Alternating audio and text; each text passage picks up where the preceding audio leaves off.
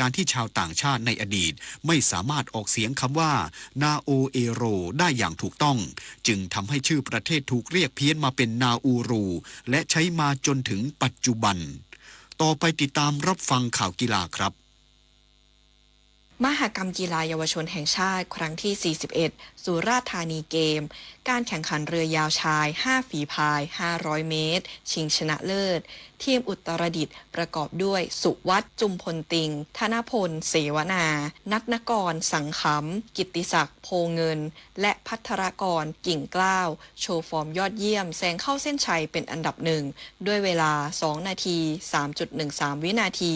คว้าเหรียญทองไปครองได้สำเร็จ ส่วนเรือยาวหญิง 5 ฝีพาย 500 เมตร รอบชิงชนะเลิศ ทีมอุตรดิตถ์ประกอบด้วยปณิตา จุลนันท์อาชิรยา ยาติพิมพ์ เพ็ญพิชชา เกตปั้น อิสยา ปานทอง และจัญญาพร คงนวล คว้าเหรียญทองไปครอง หลังเข้าเส้นชัยเป็นทีมแรก ด้วยเวลา 2 นาที 23.28 วินาที ขณะที่การแข่งขันเรือยาวมังกรประเภทหญิง 10 ฝีพาย ระยะ 500 เมตร รอบชิงชนะเลิศ ทีมอุตรดิตถ์แซงเข้าเส้นชัยเป็นอันดับหนึ่ง ด้วยเวลา 2 นาที 31.12 วินาที คว้าเหรียญทองไปครอง โดยเหรียญเงินเป็นของทีมจากเชียงใหม่ และทีมมุกดาหารคว้าเหรียญทองแดงไปครอง ส่วนเรือยาวมังกรชาย 10 ฝีพายระยะ 500 เมตร ทีมจากอุตรดิตถ์ยังคงรักษาฟอร์มยอดเยี่ยม เข้าเส้นชัยไปด้วยเวลา 2 นาที 18.16 วินาที คว้าเหรียญทองไปครอง ส่งผลให้วันนี้อุตรดิตถ์ขยับขึ้นมารั้งอันดับ 8 ของตาราง ขณะที่อันดับ 1 ยังคงเป็นกรุงเทพมหานครที่ทำผลงานไป 68 เหรียญทอง 57 เหรียญเงิน และ 68 เหรียญทองแดง ส่วนอันดับ 2 คือเชียงใหม่ และนนทบุรีตามมาเป็นอันดับที่ 3 ทั้งนี้การแข่งขันกีฬาเยาวชนแห่งชาติครั้งที่ 41 สุราษฎร์ธานีเกม จัดขึ้นระหว่างวันที่ 7 ถึง 17 พฤษภาคม ติดตามถ่ายทอดสดการแข่งขันได้ทางทีสปอร์ต 7 การแข่งขันแบดมินตันเวิลด์ทัวร์ซุปเปอร์ 500 โตโยต้าไทยแลนด์โอเพ่น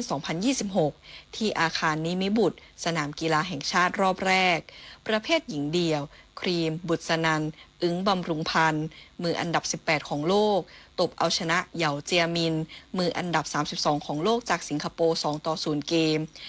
21-16 และ 21-6 ผ่านเข้ารอบ 2 ได้สำเร็จ น่านหมิว พรปวี ช่อชูวงศ์มืออันดับ 8 ของโลก เอาชนะอุนนาติ ฮูดา มืออันดับ 21 จากอินเดีย 2-1 เกม 11-21 21-17 21-16 ผ่านเข้าสู่รอบ 2 เช่นเดียวกัน ส่วนประเภทหญิงคู่หทัยทิพย์ มิจาดและณปภากร ตุงคสถาน คู่มืออันดับ 40 ของโลก แพ้ให้กับซากายะ ฮิโรตะ กับอายาโกะ ซากุระโมโตะ จากญี่ปุ่นไปอย่างน่าเสียดาย 0-2 เกม 12-21 และ 10-21 ประเภทชายคู่ พีรัชชัย สุขพันธ์ และภัคพล ธีระรัศกุล คู่มืออันดับ 61 ของโลก ตบเอาชนะจูเลียไมโอ กับวิลเลียม วิลเลเจอร์ คู่มืออันดับ 67 ของโลกจากฝรั่งเศส 2-0 เกม 22-20 และ 21-16 ผ่านเข้ารอบ 2 ไปพบกับนูโมฮัมหมัด อัสลีอายุบ อัสลียัน และตันวีเคือง คู่มืออันดับ 25 ของโลกจากมาเลเซีย การแข่งขันเทนนิสอาชีพชาย M15 รายการ ITF Men World Tennis Tour และเทนนิสอาชีพหญิง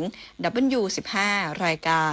ITF Women World Tennis Tour ที่สนามเทนนิสมหาวิทยาลัยเกษตรศาสตร์วิทยาเขตกำแพงแสนจังหวัดนครปฐมรอบแรกประเภทชายเดี่ยว ยุทธนาเจริญผลเอาชนะวูฮามินดุกจากเวียดนามได้อย่างสนุก2 เซตรวด 7-6 ไทยเบรก 7-2 และ 6-2 เข้ารอบ 16 คนสุดท้าย ไปพบกับอาลัน มากาดัน จากเม็กซิโก ส่วนหญิงเดี่ยว ยาตาวี ฉิมชัมเอาชนะอาไมราคาสทูกัน จากคาซัคสถานได้อย่างขาดลอย 6-0 และ 6-1 ทะลุเข้ารอบ 16 คนสุดท้าย ไปพบกับเอลิเซีย จากนิวซีแลนด์การแข่งขันฟุตบอลชิงแชมป์เอเชียรุ่นอายุไม่เกิน 17 ปีรอบแบ่งกลุ่ม A นัดที่ 3 ทีมชาติไทยเสมอเมียนมา 2-2 และทำให้จบอันดับ 3 ของกลุ่ม A หยุดเส้นทางการไปลุยศึกฟุตบอลเยาวชนชิงแชมป์โลกที่ประเทศกาตาร์ช่วงปลายปีนี้ไปอย่างน่าเสียดายมาโค ก็อกเคิล หัวหน้าผู้ฝึกสอนให้สัมภาษณ์หลังการแข่งขันว่าแม้เกมนี้จะตั้งเป้าเอาชนะให้ได้แต่ทีมเริ่มเกมได้ไม่ดีนักทำให้ตามหลังถึง0-2 ประตูก่อนจะตีเสมอได้ในช่วงท้ายสุดท้ายทีมชาติไทยคว้ามาได้เพียง1 แต้มความรู้สึกในตอนนี้มีทั้งความเสียดายและผิดหวังที่ไม่สามารถทำความฝันที่จะไปฟุตบอลโลกให้เป็นจริงได้และหวังว่าในอนาคตผู้ที่มีส่วนเกี่ยวข้องกับฟุตบอลไทยจะวางแผนและเตรียมความพร้อมให้นักเตะรุ่นต่อไปเพื่อสานฝันนี้ให้สำเร็จพานิชคาดนาครายงาน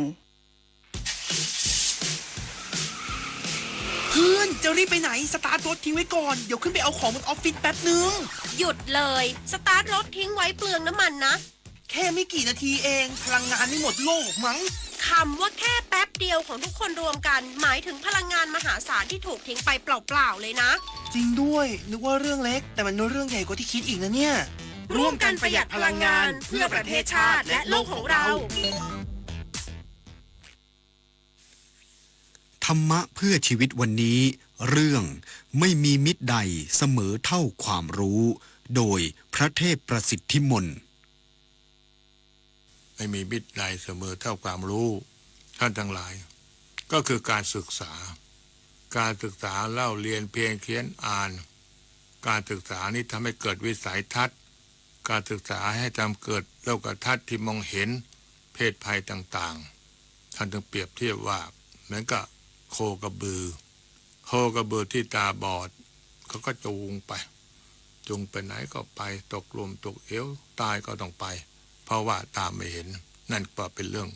ส่วนบุคคลที่ขาดสติขาดปัญญาขาดการศึกษาแล้วก็เช่นเดียวกันใครจะจูงไปอะไรก็จะง่ายเพราะขาดสติเพราะขาดการศึกษาท่านจึงได้กล่าวว่าไม่มีมิตรใดเสมอเท่าความรู้ก็แสดงมิตรที่ดีมิตรที่แท้คือความรู้ก็คือการศึกษาเขาหลักสำนองที่ว่ารู้ดีเอาไว้การรู้ทันเอาไว้แก้เจ๊ดูดิทริปกระบี่3 วัน 2 คืนสวยมากราคาแค่นี้เองผมโอนเงินมัดจำให้เขาไปแล้วเนี่ยไหวปะเพจไหนเนี่ยโอ้โหนี่มันเพจปลอมชัดๆดูดิยอดไลค์หลักร้อยแต่คนเม้นสนใจเป็นพันปลอมอะไรเจ๊เขาส่งบัตรประชาชนมาให้ดูด้วยนะสมัยนี้เขาก็ขโมยรูปบัตรคนอื่นมาทั้งนั้นแหละไหนลองทักไปถึงเลขจองดิอ้าวมันขึ้นว่าไม่สามารถส่งข้อความได้อะจะโอนจองทริปเช็คชื่อบัญชีกับเว็บก่อนเสมอไม่งั้นจะได้เที่ยวทิปแบบนี้แหละการปฏิบัติราชการนั้นไม่ว่าจะเป็นงานส่วนใดในตำแหน่งหน้าที่ใดก็ล้วนมีผลต่อชาติบ้านเมืองและประชาชนทั้งสิ้นข้าราชการทุกฝ่ายทุกระดับไม่ว่าจะทำการใด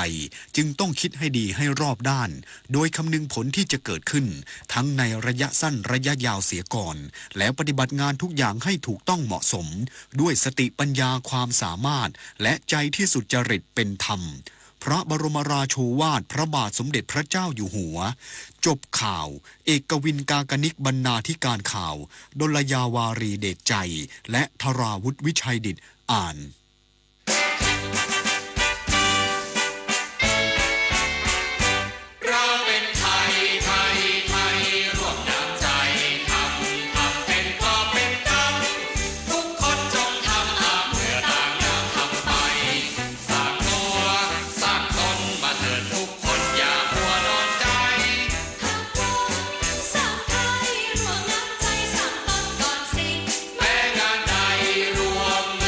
สิ่งใด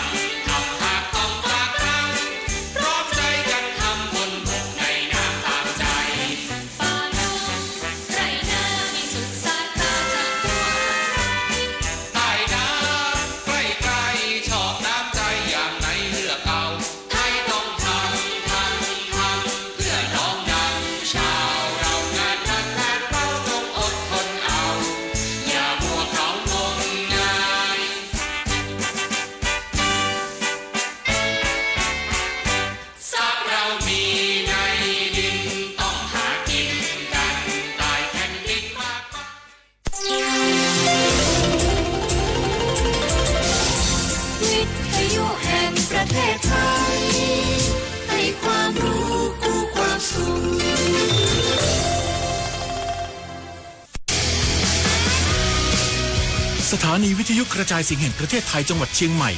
FM 93.25 เมกะเฮิรตซ์ผู้นำด้านข่าวสารในจังหวัดเชียงใหม่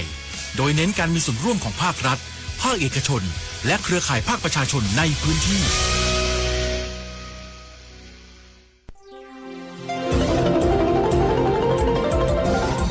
วิทยุแห่งประเทศไทยให้ความรู้คู่ความสุข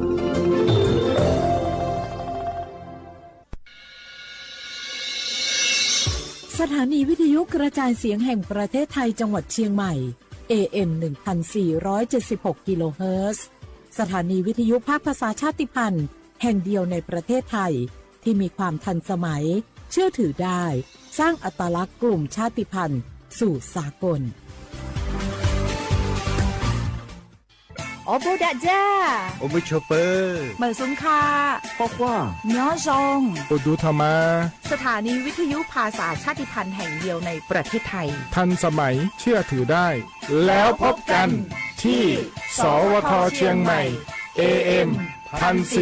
1476 กิโลเฮิรตซ์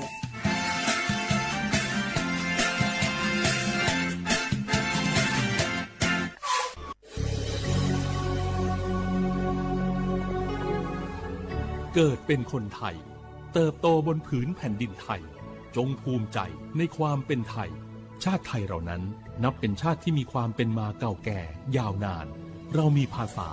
วัฒนธรรมและมีสิ่งต่างๆที่เป็นเอกลักษณ์ให้เราได้ภาคภูมิใจในความเป็นคนไทยเราควรเห็นคุณค่าและมีความรักชาติหวงแหนแผ่นดินอันเป็นมรดกของบรรพชน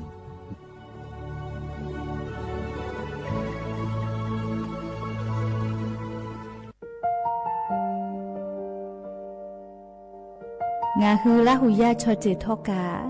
ไทยมีกเวจอมออเอโลอาสะเลไกเปวิทัปปะตองาฮือมีมาลูจาเวโยงาฮือมีเวอเอโลแลมีจอมอเวอปาโลเกโลมุนอมาโคโลโกอิเปวิโยงาฮือเตกาเลเลกางาฮือมีจอมอเอโลทะหะเวอคโลยอทะคาทากะดอนอเชตุโยงาออโตแลละหุชอเจเวอตาลาหุคอเป้าเสมานาคาโบเพวิโย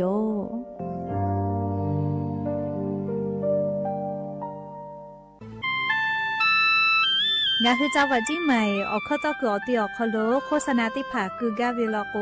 จ้าดาลาเพวิโยอลโกงาคือจิ้งใหม่ออกคโลเวสถานีวิทยุกระจายเสียงแห่งประเทศไทยจังหวัดจิ้งใหม่แลออกข้อต่อเวสายาติผาสู่ไกเวกาวูจ้านอฮือและโฆษณาติผาคือกาเวลโกจ้าดะคือโทรศัพท์นัมบะแม่0 5 แซนี่สือขอ0ขอฮีไม่ให้เลกะ0ก้อนี่อ้อขอฮีง่าสือก้อโทรศัพท์นัมบะจเวทะจ้าดะและโฆษณาติผาคือลาเพวิโย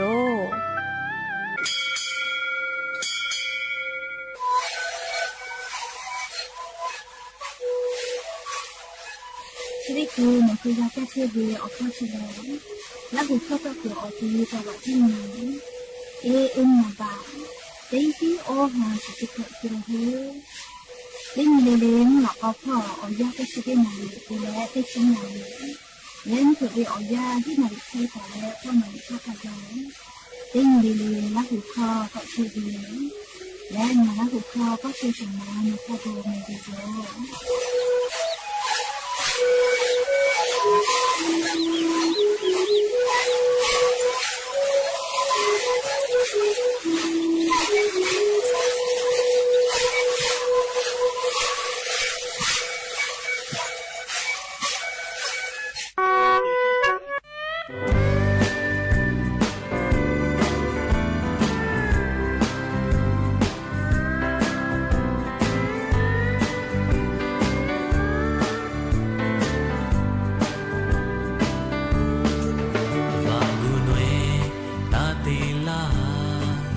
ชูมานูตาเตมาลาระมูมาเคมือเกบืออยู่ตาเตเชลามายาบูเวสูเจปามาจอมาสุบูเวชาลาอุมาจอเตป่วยยาเวงากาดูกู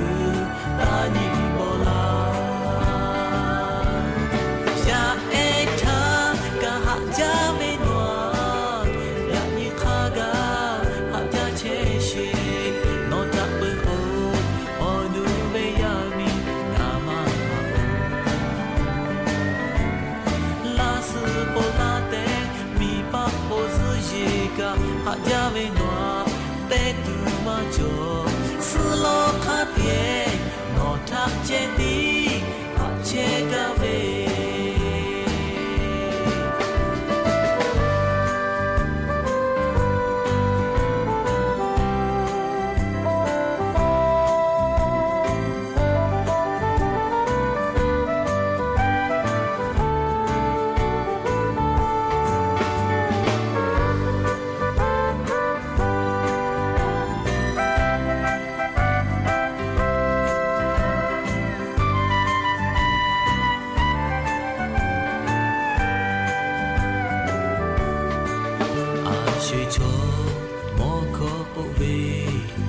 กะวะจาโกโหปีนาลาจีเพตาเปเวออโลปีเดพาตาเตเลลาออคาเตโอเตจุยเตโปเลเตยะจอเวจาโกตูมาจอเตปวยยะเวงากานุกุตานิโบลา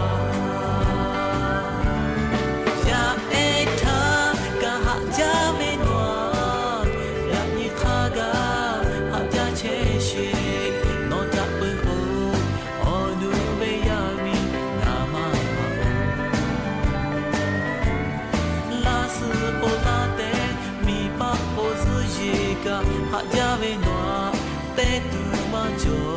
สโลคาเตียนอทักเจดีอาเจกาเวยาเอทากะฮะจาเวนอลานิคากาฮะจาเชเชนอทักเปโฮออนูเบยามินามาลาสโปลาเตpa po su ye ga ha ja ve no te tu ma jo su lo kha tie no tha che ti a che ga ve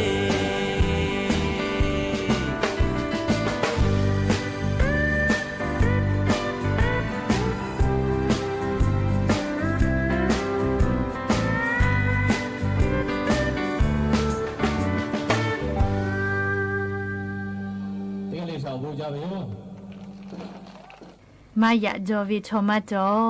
จิเมเลียกันนักไปเวลิคอชได้โปรกาไตมากาจิเมเลียอชกะตาไตเลลาเจเลียอชกะติพัดไตเลเลติจาลากูวูปีนาลาเจเลีย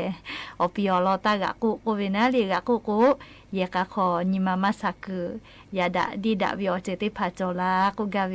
เลไตมากากูเวลีสละลูพิลิโมกาตาวิลิคอปีติปอแพวิโยอบุดาจาวิโยยาปึหาติปอทอกา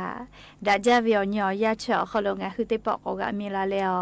เฉปาอุปาโลงาคืออวิโยญราหุยาติภาเกลไรกาอบุดาจาขอโล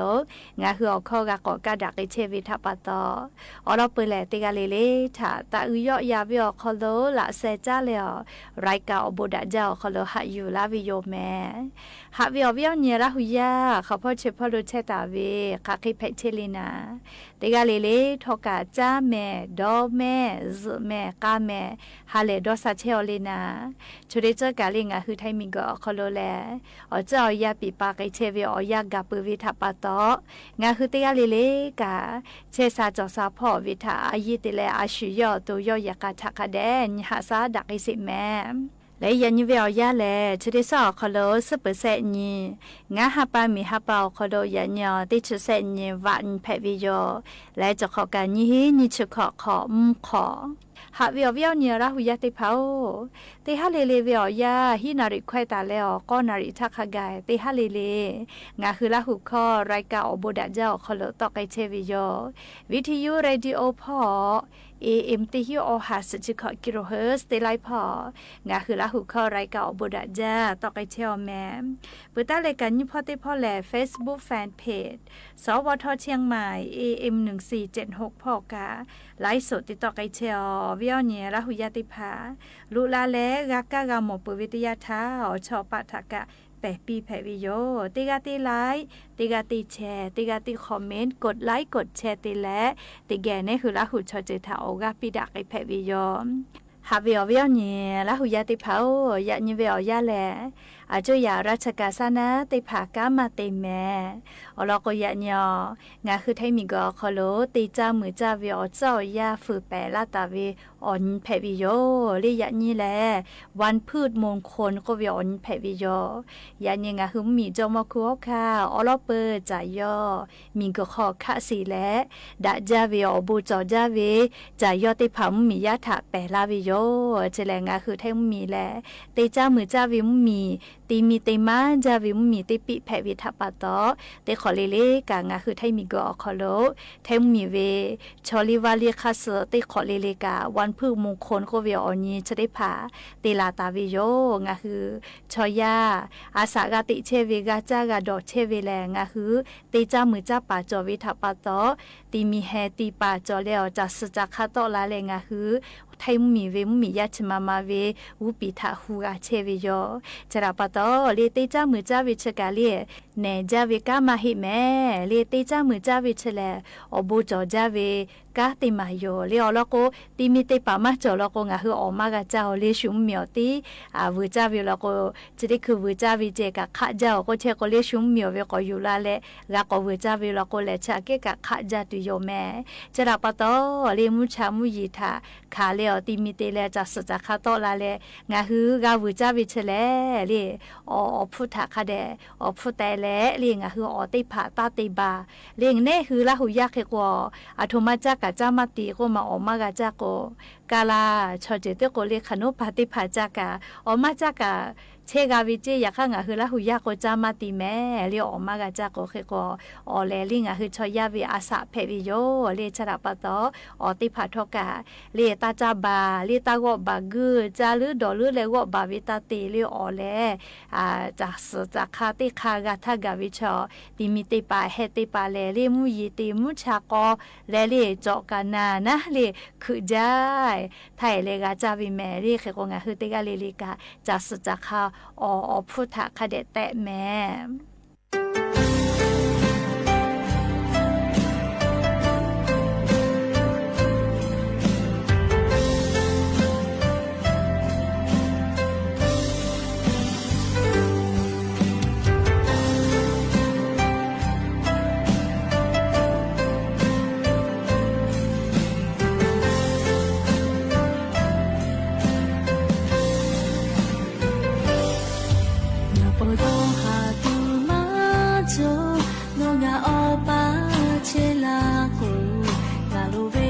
จะพาไป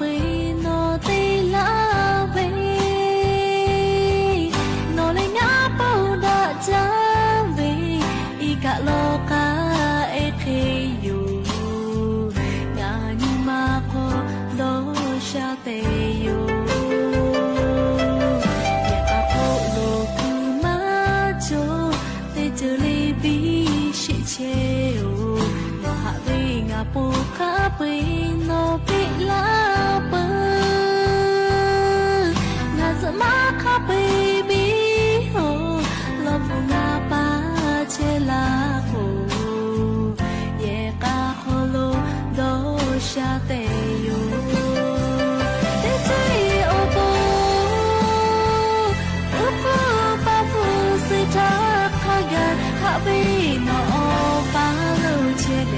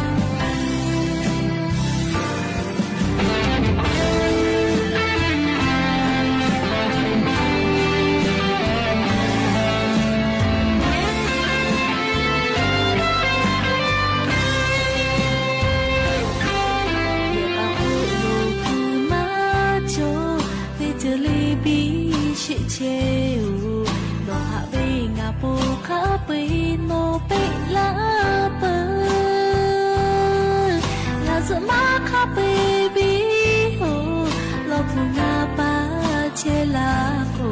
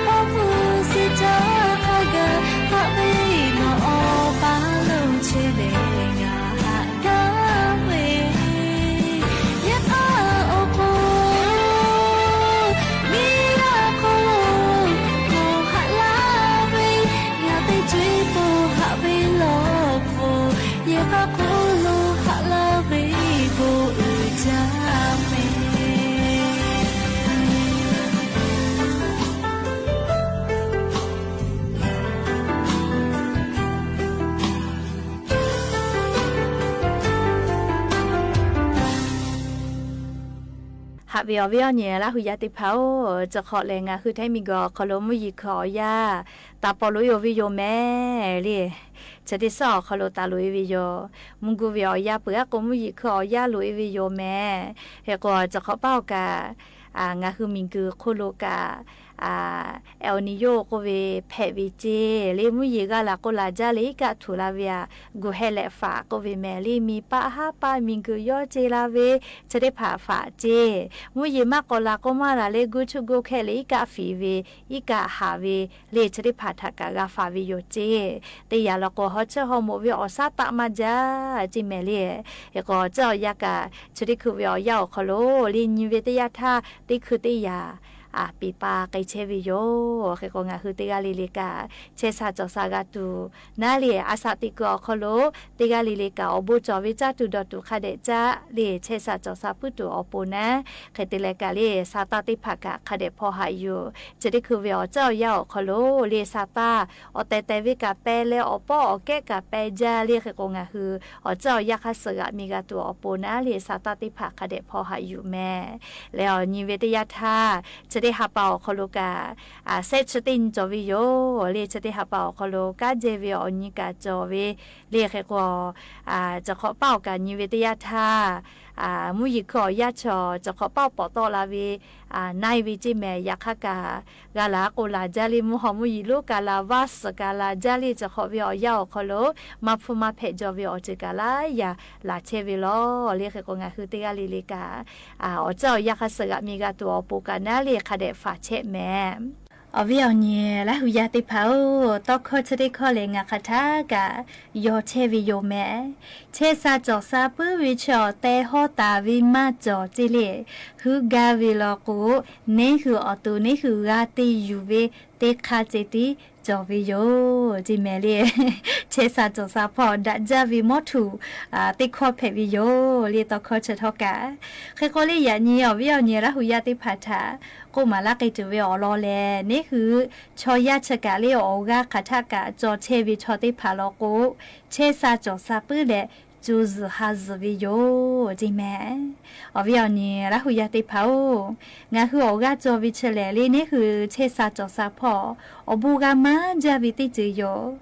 อันน่ะไลจูวิถาลีกาฟาลากาวิออคูกะนี่คืออตูเชซาตูนิมาซาตูอปูทอกากาลาวิโยจิแม่และลิจีจอปาลิฮิจอเยจุฬาลงกรณ์มหาวิทยาลัยออคโลเวคณะวิทยาศาสตร์การกีฬาออคโลเวจุยจอปาติผายุหุกุกาวิแลมงาคือมีกโคโลลิฉบึญฮาวิอยาชอยาติผาทอกาโอกาจอวิทาฮือจาวิโยเลขากาชกากาโอกาจอวิจิเลเชซาตูอานาทาตอดาคาตูโอกาจอวิโกเลฉบึชอยาเนยามีฮอกขมาโกลีฮือจาเวติจือเพวิโยยาคาทอกาชอติผาผาโลโกชุเคมามาฮือกะเลโอกามาจาจอวิกะจอวิโยอแต่โลโกเลโอกาจอวิเชเลลีนี่คือชอยาอโตเลอาสาซเวโยจิเมลิจูซฮาซเวนะเชซาเปือลาโกกาเชโมเวลิชอยาชอมคือโกลิงาฮือ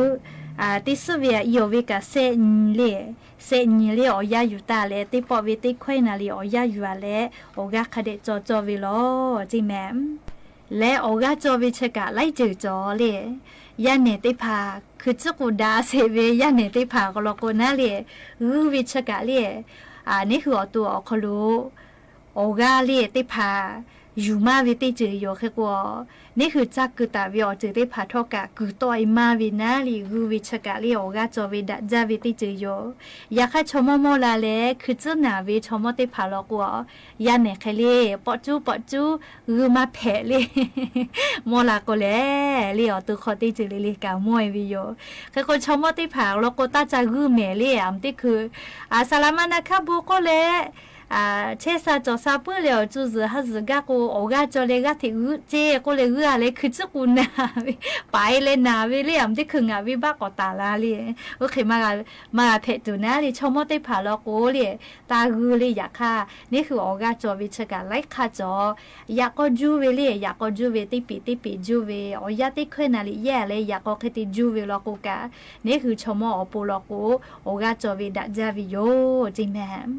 เอาวิเอาเนี่ยแล้วหุยาติเผานี่คืออยากก็จูเลยออกาจอวิเลติสวิอคโลเซนี่เลยติสวิอคโลงาขอชั่วโมงเคออยาอยู่เลติกาวิลโกนี่คืออยากก็จูเลยออกาจอวิอยากก็ติชั่วโมงเลยตินาลิเคจูวิชกะลีนี่คืออตัวอคโลบาวะอานาเซชอปุเซเพตูเวเลกากายอกวิโยจิเมเลกากาติโยลาวินาลีบาวะอานามากะเพตูอปูกากาลาวินาเคเตเลลีตินิเวติชั่วโมอยากก็คาเดจูเลเซฮาปาเคจูกาวิลโกนี่คืออตัวอคโลน้ำหนาอกิลูทอกะยอกกาวิโยจิเมลีเคเตเลติมือปีเลติซตินิเวติมือปีเลติชนิสเคเตกาวิลโกนี่คืออตัวอคโลอสตาอสมูวิทริพาทอกะกากายอลาวิโยจิเมลีอยากก็จูวิเจกะลีนี่คือชอยาอตัวคโลอานาเลยจืดถากากาฟาลาวิโลเรียอตัวมากะชูตัวอปูทอกะกาลาวิโลแม่เคโกยะนี้ชมมาโกยะเนมาโกติกาลิลิกาอาชุยอตัวเชซาจอซาปุตัวอปูกะอายีเตเลโอกากะคเดจอจอลอโอกาจอวิชทอกะนี่คืออตัวอคโลอานาไลจืดถากากาฟาลาวิโอโคกะนี่คืออตัวเชซาปุอาลาโกชอยาเลจูซฮาซวิโยเรียกโกติกาลิลิกาชอมอลาทักไกเฮจอกาเลเลอานาอากอพี่ไฟมาจอกาวิโลโกยะนิยาเนเพเชทักกะเลนี่คืออตัวคเดกานิหาซาวิโยแม่เลยอย่าเพิ่งหาติปอชิลากะลาตุเวอลอซาตาติผาสะเขมัยจะได้โยโลลาเลโอกาปิลาเชเวงะคือราหุยาติกาลิเลทอกะอบูจาแม่ติกาลิเลซุเมกาแม่เชซาจอซาฮาเลดอซาปิแม่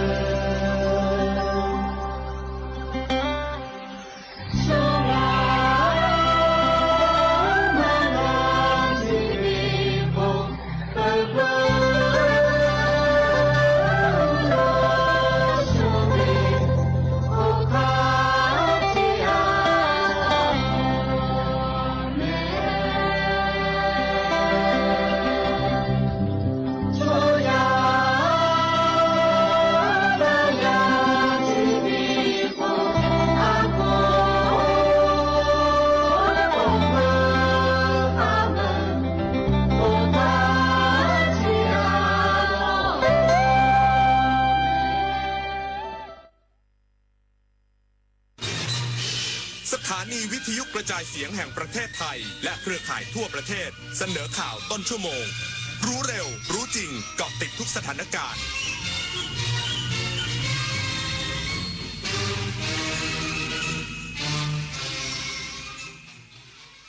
รับฟังข่าวต้นชั่วโมง 21 นาฬิกากับธราวุฒิวิชัยดิษฐ์ครับนายกรัฐมนตรีลงพื้นที่หาดฟรีดอมจังหวัดภูเก็ตติดตามความคืบหน้าการเร่งปราบทุนต่างชาติและขบวนการบุกรุกป่าสงวนอีกสักครู่กลับมาติดตามรายละเอียดครับเมื่อโลกเปลี่ยนคนต้องปรับทักษะใหม่ที่เป็นกุญแจสู่อนาคตโลกเปลี่ยนเร็วขนาดนี้เราจะตามทันนี้นะทันสิแค่ไม่หยุดเรียนรู้เพิ่มทักษะใหม่ใช้เทคโนโลยีให้เป็น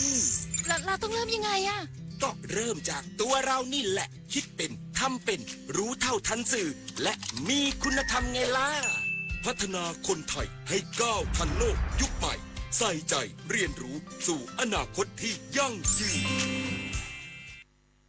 เจ๊ดูดิทริปกระบี่3 วัน 2 คืนสวยมากราคาแค่นี้เองผมโอนเงินมัดจำให้เขาไปแล้วเนี่ยไหวปะเพจไหนเนี่ยโอ้โหนี่มันเพจปลอมชัดๆดูดิยอดไลค์หลักร้อยแต่คนเม้นสนใจเป็นพันปลอมอะไรเจ๊เขาส่งบัตรประชาชนมาให้ดูด้วยนะสมัยนี้เขาก็ขโมยรูปบัตรคนอื่นมาทั้งนั้นแหละไหนลองทักไปทวงเลขจองดิเอ้ามันขึ้นว่าไม่สามารถส่งข้อความได้อะจะโอนจองทริปเช็คชื่อบัญชีกับเว็บก่อนเสมอไม่งั้นจะได้เที่ยวทริปแบบนี้แหละพามาจับไต่ AI ภาพและคลิปที่เห็นเป็นเรื่องจริงหรือ AI สร้างบางรูปบางคลิปก็สมจริงจนหลายครั้งแทบแยกไม่ออกแต่เดี๋ยวก่อนยังมีจุดที่ช่วยให้จับผิดได้สังเกตนิ้วมือบิดเบี้ยวผิดธรรมชาติใบหน้าสมมาตรเกินจริงผิวเนียนเกินไปเหมือนพลาสติกแสงและเงาไม่สัมพันธ์กันตัวหนังสือเพี้ยนเหตุการณ์เกินจริงจนน่าสงสัยก่อนแชร์ก่อนเชื่อก่อนตกใจหยุดดูให้ชัวร์อีกครั้งเห็นโฆษณานี้ไหมกู้ง่ายอนุมัติไวไม่เช็คเครดิตแถมได้เงินวันนี้เลยนะหยุดเลยนั่นมันสูตรโกงชัดๆกู้ง่ายอนุมัติไวไม่เช็คเครดิตเท่ากับโดนโกง 100% แต่เขาบอกโอนค่าธรรมเนียมก่อนแล้วได้เงินเลยนะนั่นยิ่งชัดโอนก่อนเท่ากับเสียเงินฟรีมิจฉาชีพในคราบเงินกู้หลอกผ่านแอปและโซเชียลสุดท้ายไม่ได้กู้แถมเสียเงินฟรีเช็คให้ชัวร์ก่อนกู้ทุกครั้งเซฟเงินเซฟตัวเองนายกรัฐมนตรีลงพื้นที่หาดฟรีดอมจังหวัดภูเก็ตติดตามความคืบหน้าการเร่งปราบทุนต่างชาติและขบวนการบุกรุกป่าสงวนย้ำรัฐบาลบังคับใช้กฎหมายอย่างจริงจังและเด็ดขาดเพื่อปกป้องทรัพย์สินของแผ่นดินนายอนุทินชาญวีรกูลนายกรัฐมนตรีและรัฐมนตรีว่าการกระทรวงมหาดไทยพร้อมคณะลงพื้นที่บริเวณหาดฟรีดอมตำบลการนอำเภอเมืองภูเก็ตเพื่อติดตามปัญหาการประกอบธุรกิจของคนต่างชาติผ่านนอมินีและตรวจความคืบหน้าการกวาดล้างขบวนการบุกรุกพื้นที่ป่าสงวนแห่งชาติซึ่งเป็นการขยายผลต่อเนื่องจากการลงพื้นที่หาดบางเทาเมื่อวันที่10 พฤษภาคมที่ผ่านมาโอกาสนี้นายกรัฐมนตรีได้รับฟังรายงานสรุปสถานการณ์จากนายนิรัตน์พงษ์สิทธิถาวรผู้ว่าราชการจังหวัดภูเก็ตพร้อมด้วยเจ้าหน้าที่ฝ่ายปกครองตำรวจป่าไม้และหน่วยงานความมั่นคงถึงผลปฏิบัติการปราบปรามบุกรุกป่าสงวนแห่งชาติป่าเทือกเขานาคเกิดซึ่งเป็นป่าต้นน้ำสำคัญและแหล่งท่องเที่ยวระดับโลกโดยปัจจุบันจังหวัดภูเก็ตได้จัดกำลังสมาชิกกองอาสารักษาดินแดนเฝ้าระวังพื้นที่ตลอด 24 ชั่วโมงเพื่อป้องกันการกลับมายึดครองพื้นที่ซ้ำทั้งนี้นายกรัฐมนตรีได้มอบนโยบายและกำชับให้ทุกหน่วยงานบูรณาการบังคับใช้กฎหมายอย่างจริงจังเด็ดขาดและต่อเนื่องโดยย้ำชัดเจนว่ารัฐบาลจะไม่ยอมให้มีการบุกรุกพื้นที่สาธารณะและทรัพยากรธรรมชาติเพื่อประโยชน์ของกลุ่มทุนหรือผู้มีอิทธิพลอย่างเด็ดขาดเพื่อรักษาทรัพย์สินของแผ่นดินไว้ให้คนรุ่นหลังและสร้างความยุติธรรมให้แก่ประชาชนอย่างแท้จริงปฏิพล สถาพรหมารายงานรัฐมนตรีว่าการกระทรวงแรงงานเร่งหารือทูตเกาหลีใต้สร้างความเชื่อมั่นหลังแรงงานไทยหลบหนีนายจ้างพร้อมย้ำเดินหน้าคุ้มครองสิทธิและยกระดับคุณภาพแรงงานไทยนายจุลพันธ์ อมรวิวัฒน์รัฐมนตรีว่าการกระทรวงแรงงานเปิดเผยถึงความคืบหน้ากรณีทางการเกาหลีใต้ประกาศระงับรับแรงงานภาคเกษตรและประมงตามฤดูกาลวีซ่า E8 จาก4จังหวัดภาคตะวันออกเฉียงเหนือตลอดปี 2569 หลังพบสถิติแรงงานไทยหลบหนีนายจ้างสูงถึง20%ว่าเบื้องต้นคาดการณ์ว่าเกิดจากเงื่อนไขของการจ้างงานระยะสั้นทำให้แรงงานบางส่วนลักลอบออกจากระบบจนกลายเป็นแรงงานผิดกฎหมาย ซึ่งการกระทำของคนเพียงกลุ่มเดียวนี้ได้ส่งผลกระทบอย่างรุนแรงต่อโอกาสของแรงงานไทยในภาพรวมที่ต้องการเดินทางไปทำงานอย่างถูกต้องขณะนี้ได้เร่งประสานเชิญเอกอัครราชทูตเกาหลีใต้ประจำประเทศไทยมาร่วมเจรจาเพื่อสร้างความเชื่อมั่นและเสนอแนวทางยกระดับระบบคัดกรองรวมถึงการสร้างกลไกหลักประกันเพื่อสกัดกั้นการหลบหนีสัญญาจ้างพร้อมยืนยันว่าเกาหลีใต้เป็นตลาดแรงงานสำคัญของไทยในการสร้างรายได้และพัฒนาทักษะฝีมือหรือการอัพสกิลและรีสกิลรัฐบาลจึงเร่งสร้างระบบคุ้มครองและดูแลสวัสดิภาพที่มีคุณภาพเพื่อให้ประเทศคู่สัญญามั่นใจในวินัยของแรงงานไทยพร้อมขอความร่วมมือให้แรงงานทุกคนเคารพกฎหมายประเทศปลายทางรักษาชื่อเสียงและโควต้าการทำงานในอนาคตนิตยาคุณสิมรายงานจังหวัดชุมพรเดินหน้าจัดทำฐานข้อมูลแหล่งท่องเที่ยวด้านอาหารท้องถิ่นเพื่อยกระดับสู่ซอฟต์พาวเวอร์การท่องเที่ยวสร้างรายได้แก่ชุมชนดร.จิราพรพรหมมหาท่องเที่ยวและกีฬาจังหวัดชุมพรเป็นประธานการประชุมการพิจารณาข้อมูลร้านอาหารเพื่อจัดทำฐานข้อมูลการท่องเที่ยวจังหวัดชุมพรโดยมีหัวหน้าส่วนราชการผู้แทนนายอำเภอ8อำเภอหน่วยงานภาคเอกชนและหน่วยงานที่เกี่ยวข้องเข้าร่วมการประชุมณห้องประชุมเกาะทองหลางชั้น3สารกลางจังหวัดชุมพรสำนักงานการท่องเที่ยวและกีฬาจังหวัดชุมพรมีภารกิจในการส่งเสริมและพัฒนาการท่องเที่ยวของจังหวัดชุมพรเพื่อยกระดับศักยภาพด้านการท่องเที่ยวและเพิ่มขีดความสามารถในการแข่งขันด้านการท่องเที่ยวของพื้นที่โดยหนึ่งในแนวทางสำคัญคือการรวบรวมและจัดทำฐานข้อมูลแหล่งท่องเที่ยวด้านอาหารหรือ gastronomy tourism ซึ่งถือเป็น soft power สำคัญในการดึงดูดนักท่องเที่ยวทั้งชาวไทยและชาวต่างชาติให้เข้ามาสัมผัสอัตลักษณ์และวิถีชีวิตของท้องถิ่นผ่านอาหารและวัฒนธรรมการกินของจังหวัดชุมพรชัยพัฒน์มณีชัยสวทชุมพรรายงาน1 คนลดน้อย100 คนลดมากรวมพลังทั้งชาติไทยไม่ขาดพลังงานจบข่าวธราวุฒิวิชัยเดชอ่านรับฟังข่าวครั้งต่อไปเวลา 22 นาฬิกาครับติดตามข่าวที่นำเสนอไปแล้วได้ที่ www.thainews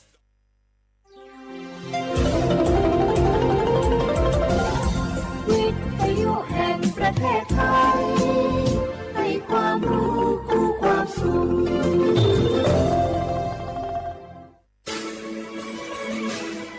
สถานีวิทยุกระจายเสียงแห่งประเทศไทยจังหวัดเชียงใหม่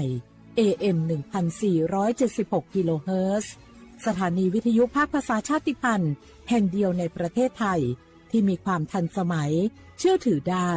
สร้างอัตลักษณ์กลุ่มชาติพันธุ์สู่สากล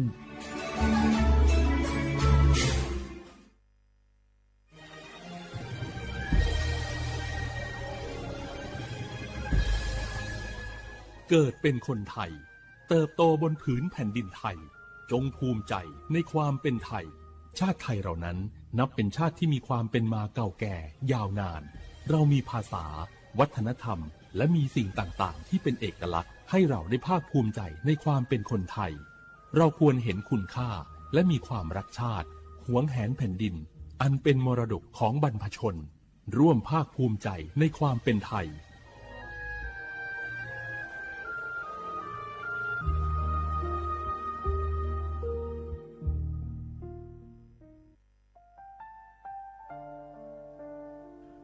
อาเดือไทยมิขอสมภาอามาสมเด็จพระนางเจ้าสิริกิติ์พระบรมราชินีนาถพระบรมราชชนนีพันปีหลวงควยตาโอดาเลียกาชายันดาชอเนมาอายออามามิขอเปียวเนไทยมิขอกะดูอาคาชอเจอกะดูเงเกเนลาหมายแอดิชนีถามิเนนืมาหลักเวมาเงเลเชญาเธอมิเนอาดิมาโยหานาลูอายองเนเกเนโยเยบอนเนมาอีนอายอมาโดอาดิเนโกเอียเนควยตาโอดาเลมิเนนืมาเนสาวเน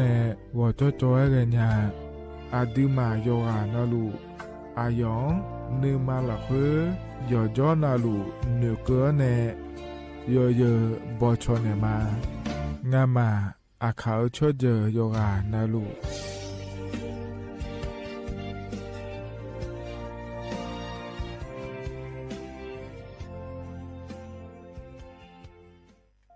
สปสชโยอานาลูกาดูโยมือยศาโดลาญานาโกลุคุมยาอุตายศาดูเจียวหลังในยานีหลัวแม่ปาประชาชนยาวเดอซาเฮซากูกูหวงแนนีเชหวงเกนีวาซีคอตีบาดทะยัก HPV มะเร็งปากมดลูกโรคเอสไวรัสตับอักเสบซี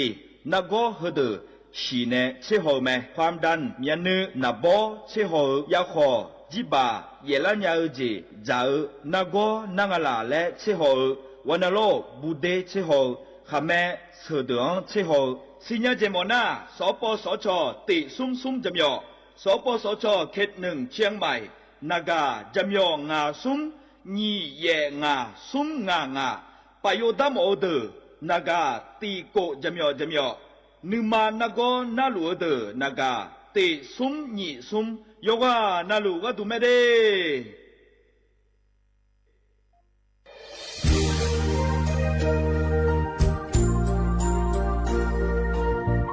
ไอเย่เนี้ยวที่เขาหลวงวันในทีมเชียงใหม่และขั้วเธออุหฮาและกะกอวัชมีจากะกอ PM 2.5 กะกอฮอลดามาเดไอเย่นี้มีจาโดโมนะทกศูนย์อำนวยการและแก้ไขปัญหาไฟป่าหมอกควันและฝุ่นละอองจังหวัดเชียงใหม่ละคือนากาซาโบจำยองาซุมตีนีเย่จำยอเยียงจางเลยเนี่ยไม่เดเจ้ามาเมื่อฮอปาย้อนยุ่มได้จางอาเดเย่เนี้ยวทกปชมีจาอุหาและฮอนใน PM 2.5 กะกอฮอลดาอากกะมาคาทกแอปพลิเคชันไฟดีและกัวปาเนอนุมายานะมีจามาบิเคเจเด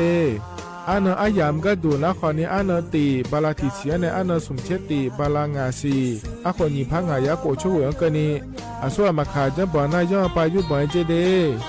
เหมือนในสำนักงานประชาสัมพันธ์จังหวัดเชียงใหม่และที่ฟอลโล่กุมะมือดาลานยานีทีมเชียงใหม่และขั้วเธอที่ฟอลโล่เกิดดามาเดเธอมีเนที่ยิที่โบกาเนือกามาพาย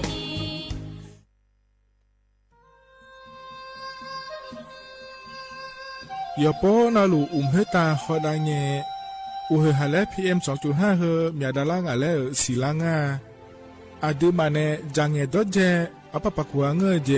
มีจาเคมีเนเฮดดตอลูชัวยามอดดลาเนมัวฟาเนียมามึงาเดเมียนพิลาขบยานาลาฮอเนสากอพปานกอขอนีเปียลายังาอาดูมาโยกานาลูกุมเนมีจามาเคนีโยฮันเนยับมุนเนยับเผเลอเธอโลไทยในเฉเนปุยเกมีจามีกาพี่ฮอเนบอชอมยาลานีอาบอที่ฟอลเวเขาที่ฟอลเวกุมเนมีจาตาเคเดเหมือนเนโยฮันนาลูเวอยู่เหมือนจะซาโดนีย้อนยาผาเหมือนเนสำนักงานประชาสัมพันธ์ที่3กรมประชาสัมพันธ์พปาเนจากกาเงเด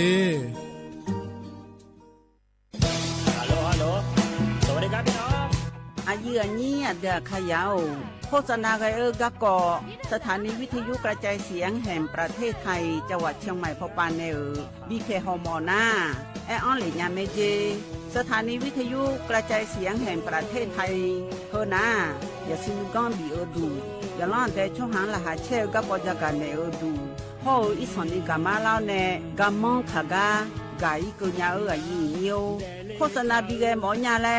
นึงมาอ้อนนา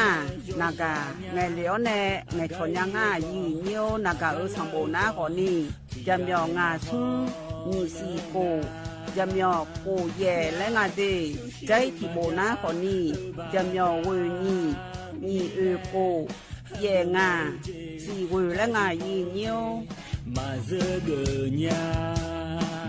我是下面我布达จ้าโอเวชอปเปอร์เหมือนสุงคาปอกว่าย้อจงปดูธรรมาสถานีวิทยุภาษาชาติพันธุ์แห่งเดียวในประเทศไทยทันสมัยเชื่อถือได้แล้วพบกันที่สวทเชียงใหม่ AM 1476 กิโลเฮิรตซ์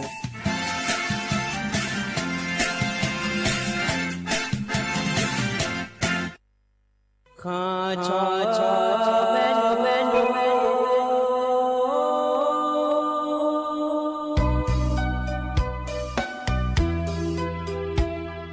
在你照顾里爱到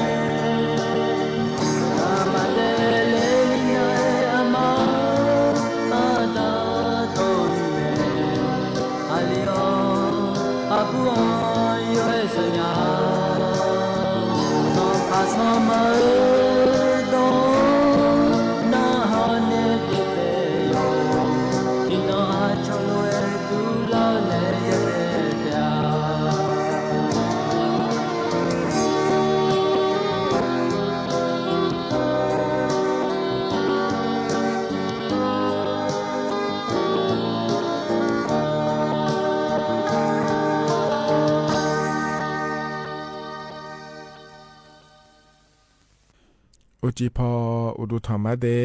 อเยนี้โยกานาลุเนลอเยเนียว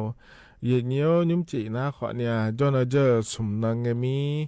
เกลาแม่เยเนี่ยให้เราเธอวันพุธและงานในเยนี้เธอไม่ได้รอนิมจีนะงานแหนอายุเชื่อมือแหนที่ขอรวยจอดามาเยเนี่ยรอเยเนียวอีนานาอเดือไทยมีของเราเลยเยนี้ยอเหืออันนอที่นอฉลางาเดเยเนียวเดเธออากเจอันนองาเลแล้วขอเนี่ยอีนาวันพืชมงคลจรดพนังคันแรก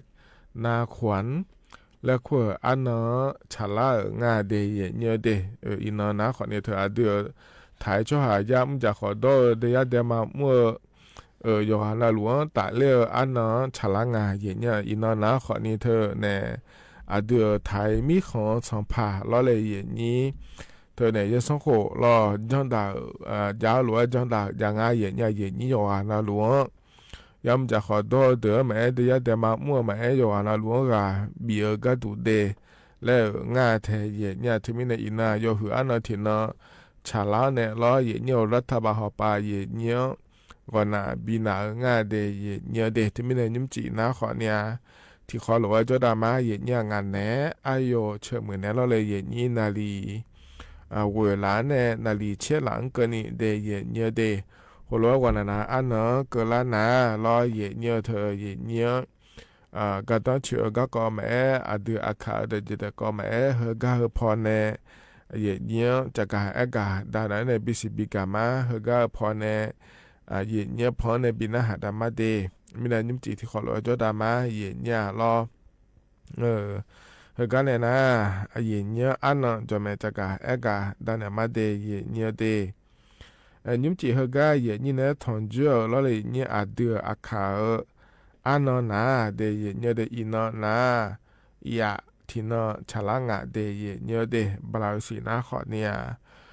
งาสีอาโคน้ำมังที่ของาเดไทยอันนั้นนะอินวันพุธอันนั้นเชซุมบลาสีนะพฤษภาคมและขั้วสีเดอาโคนะขอเนี่ยหยิบผ้างายาโกช่วยงาเดเย็นเนียวเฮนะโคโตละโตล้อเย็นนี่แหละทองเยอะนิ่มจีอายามเมื่อละค่อยเดแต่ก็งานนี้ก็เลมถ่ายมาจะกาเอกาดันไหนมีน้ายล้อดอกชาติบิมเล่พนาหาดามาเย็นเนียว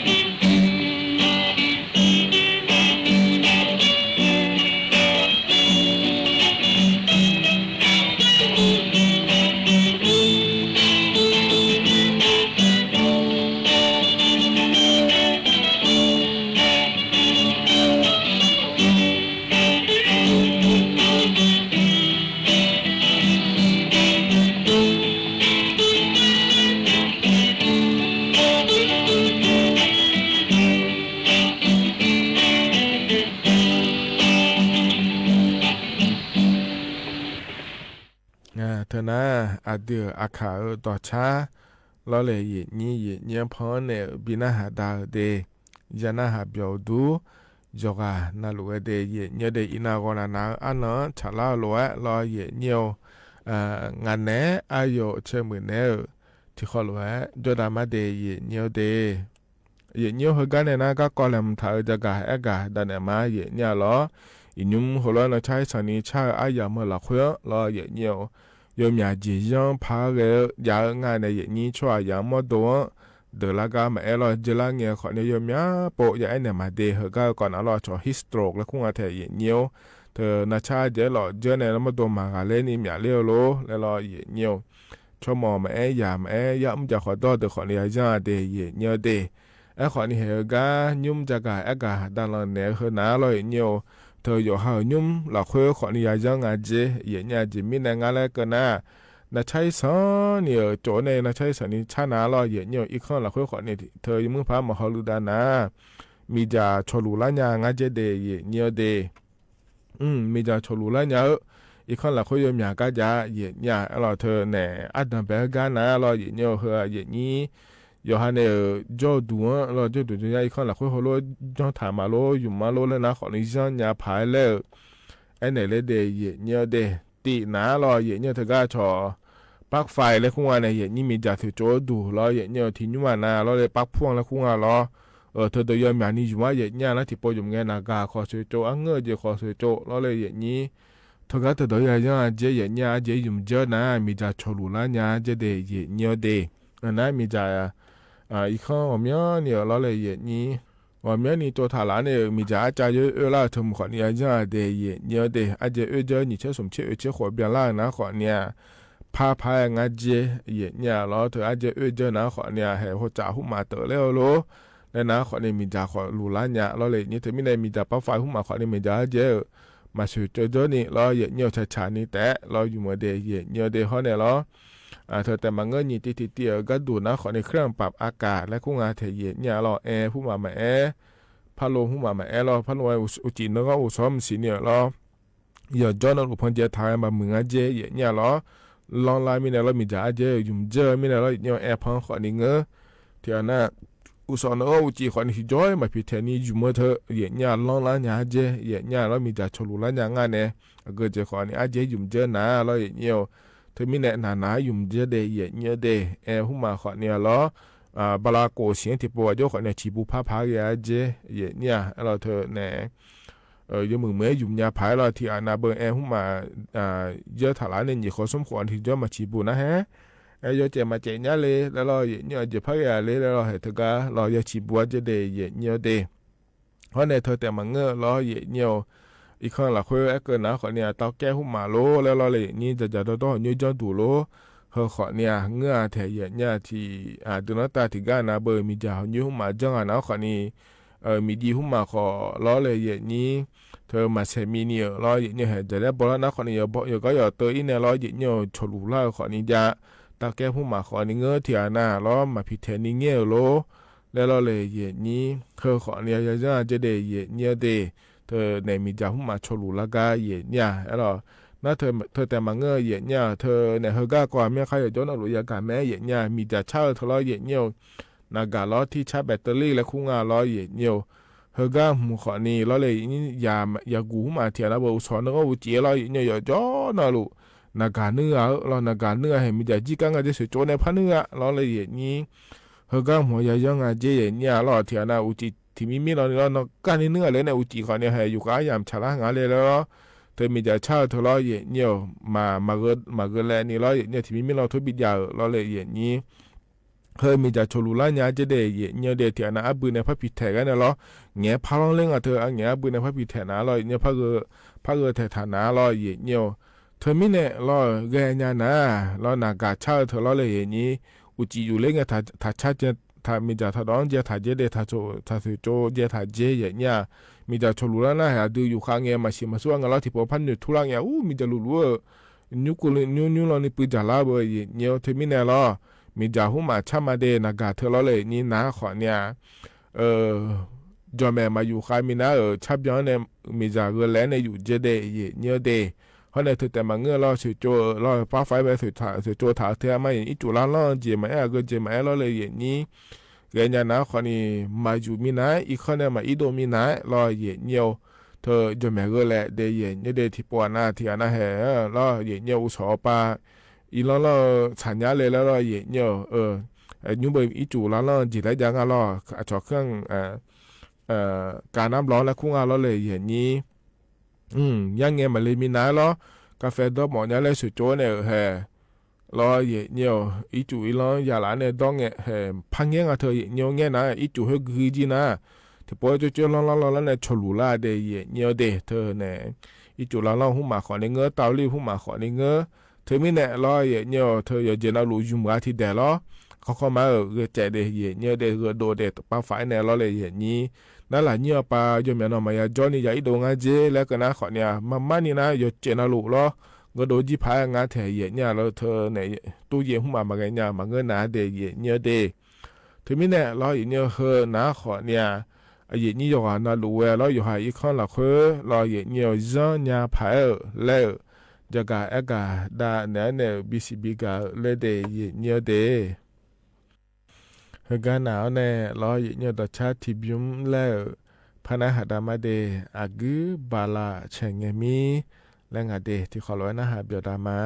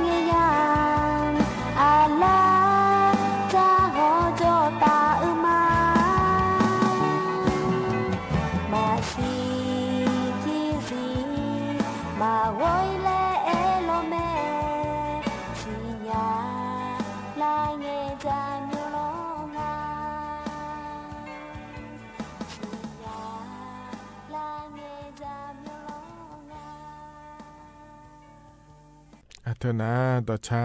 เดี๋ยวที่บิวมาเยี่ยเนี่ยพอเนี่ยบีน่าหาดาลออย่าน่าหับจอดูเดย์เยี่ยเนี่ยเดย์จอนาปาลาเนี่ยน่าหาล่าอยู่น่ารู้ว่าอุดุธรรมะเยี่ยเนี่ยมาข้อไปในน่าหามาเฟซบุ๊กไปในน่าหามาลอที่ขอเราจะดามาเยี่ยเนี่ยอินาวันน่ะอันเนาะชาล่าเดย์จะหัวอันเนาะเกินล่ามีแน่เราเลยเนี่ยจะมีแน่ลอไอ้เยี่ยเนี่ยแบบจอแล้วอย่าน่าหาดาผาหัวร้อยวันน่ะอันเนาะชาล่านะขอเนี่ยดอรอพอในบินหาดามานิ่มจีเฮกาแหลมทาหนาขอเนี่ยบอเชนเนลจะอังถาดอเดยเนี่ยเดที่ขอร้อยนะฮะเบียดามาเยเนี่ยโอ้ยไม่เดี๋ยวดอกขอทิ้งจานเนี่ยงั้นบ่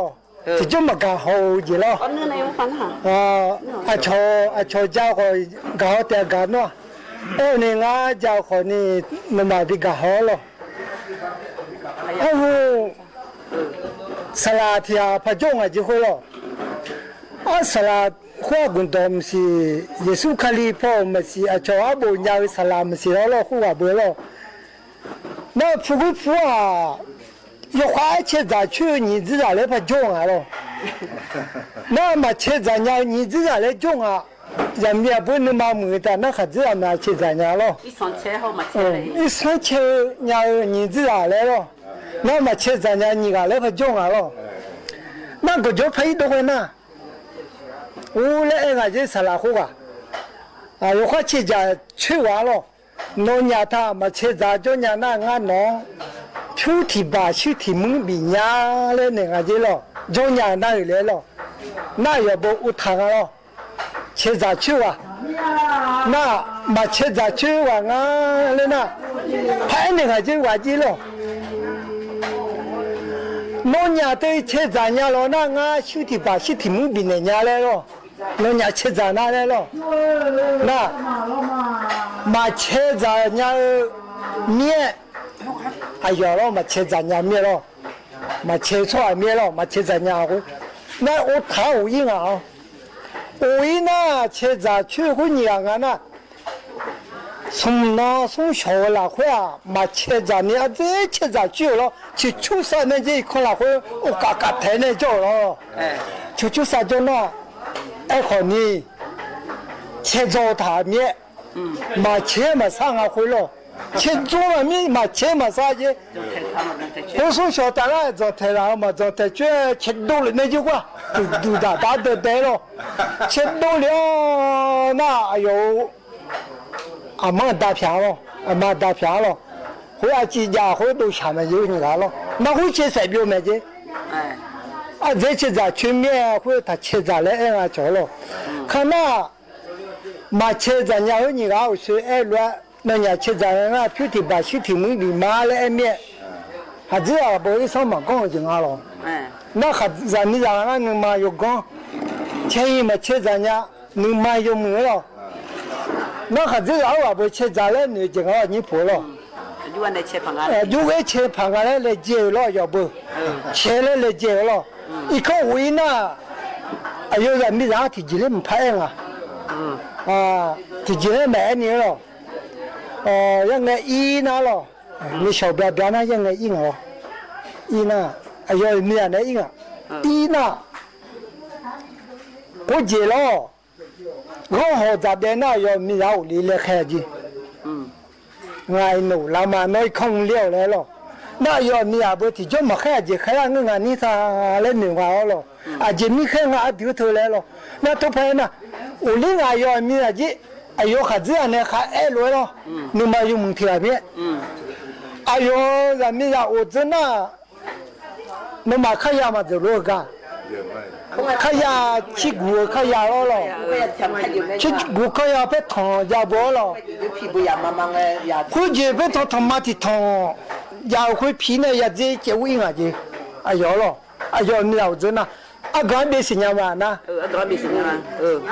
家不得那不吃咱那，啊刚没路那要路吃到了怎么样了，啊刚没个这要了会走一个了，走一那啊刚没走那。阿莫别都在，那些挺黑的，别都在，阿好来漂亮啊！漂亮呐！我就是好毛，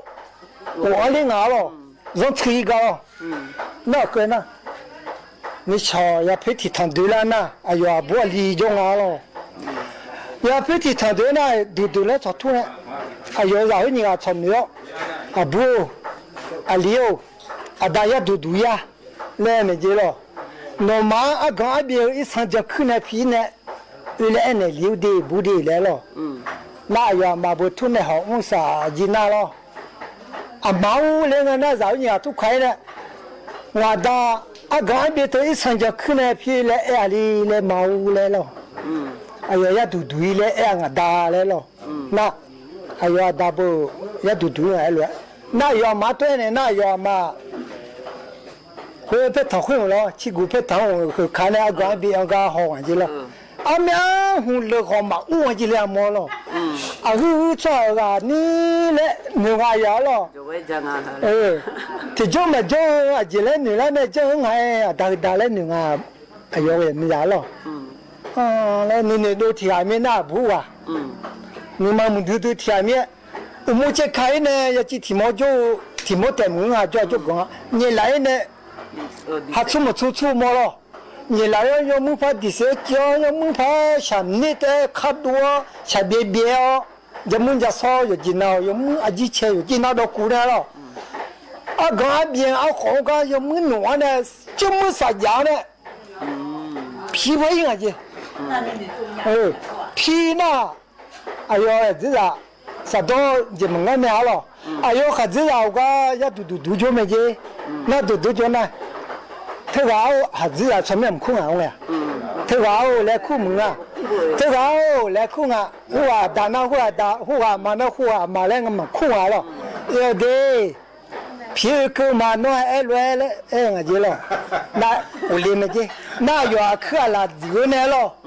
要去我们当就里那要不没来红那没去了，要没来红那要没可能下单的那，咋没去？提包就咋？怕去啊这个，你不怕就咋不？说不怕咋？一说不去这个就刚别带了。啊人民呀个就会讲两个女啊要了，啊就刚别那么去去呀里哈来了，那都你那，啊我们那，我在这那不听我们也有人人呀，有可怜喏嘞，我努老妈来了，一空在里来呢，那。我想啊，等年我，俺牛老年我被租来提起家没了，那就我们就没瞧了。回去听他讲啊，这个，哎呦，你呀，我连那会把的蚂蚁呢，一煮当家的蚂蚁呢了，俺牛老我呀这，俺牛老我那那些挺有意呢，俺们那是看高的切多个呢，俺牛老俺们提目标呢，别都在，回来到我另外这。别用提标票，没去票连这个，那就什么马票可怜啊会有了，什么钱啊，票可怜呐，50来，你说别来呢也配对那要那不要突然好，我这三个人会了，那有然后你讲我突然炒你呢，1年也没去，那忙。俺牛肉都一上就去那皮呢，不的留的来了，俺家都呀了，怕毒一没去，哎呀，料不对了，那要忙眼你拍你啊，咋的你啊？记了，忙嘞，他也都对嘞，也忙嘞。你老头一上就可能皮已经忙来了，对呢。真的皮带流皮要不嘞，要忙我怕好啊，那牛肉了。你就会我了，他好了，听说有多好嘛，我家没了会，牛有多好嘛，送有多好嘛，我这，妈一早个嘞，就要到来了，这将来讲俺你嘞，提着路嘛，将来下来牛家要牛了，对呢，还想牛啊，就跑咋提么不这样子，我那提几路嘞嘛，家不提着，就来了。到哪里呢？下面呢，没把看到，咱们这烧到锅有没别呢？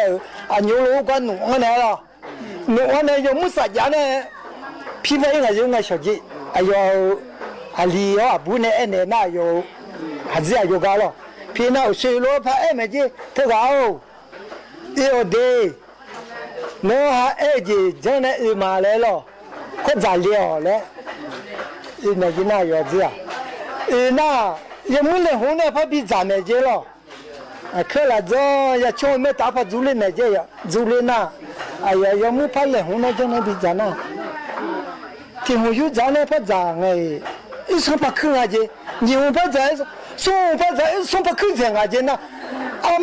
妈做个嘞，就这那样啊嘞牛啊子啊了，吃咱了牛我们也吃咱来了，那咱别就这样啊来了，我讲那。提前的嘛都婚姻节嘛我们那样啊有那么，提前的嘛都别那，后面那啥说呢？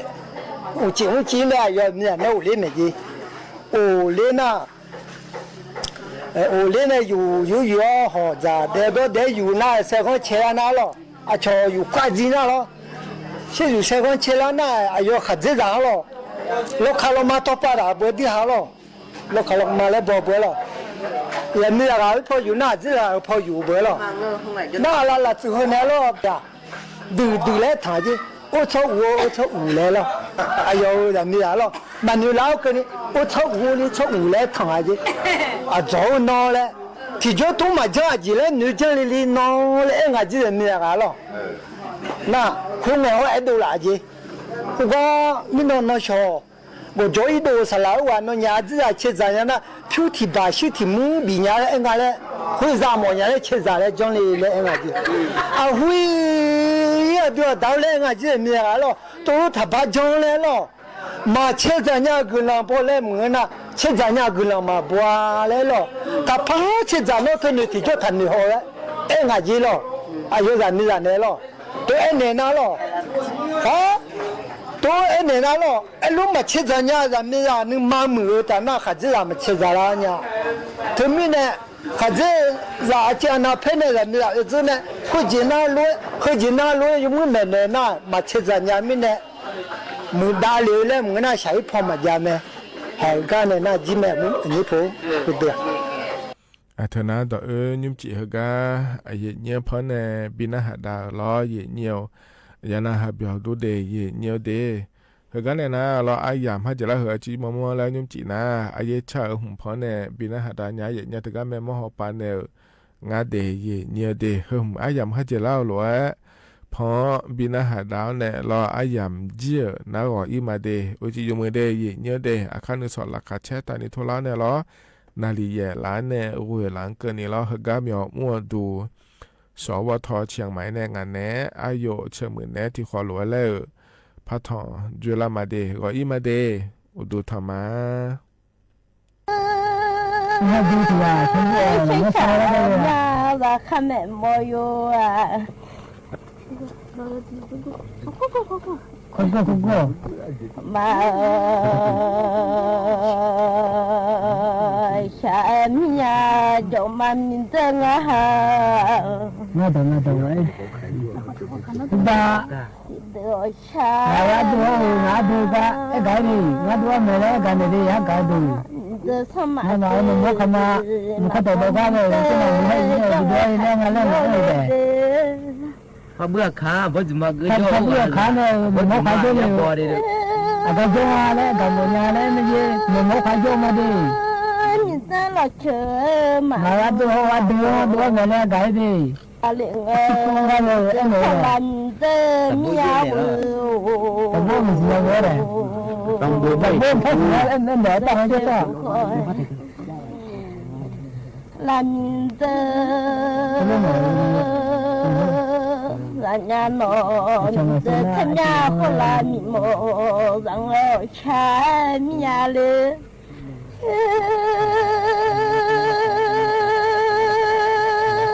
nhìn tơ không mà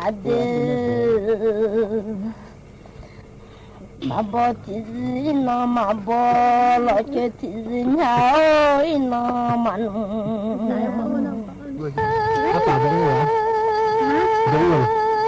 mấy là mì hậu anh nhớ cho nghe mấy mình từ nhau hoa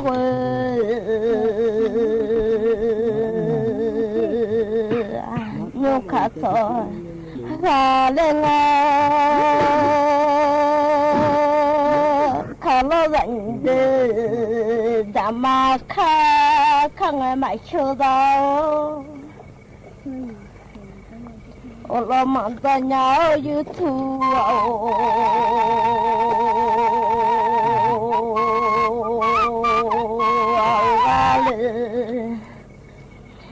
đi mình ngóc phải có vợ đứng đâu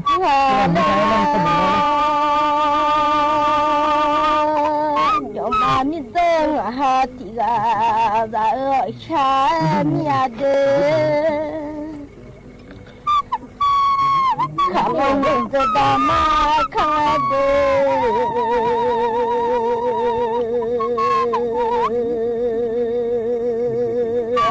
không nên cho ta mà khai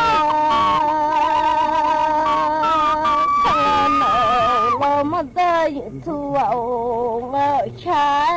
mía lê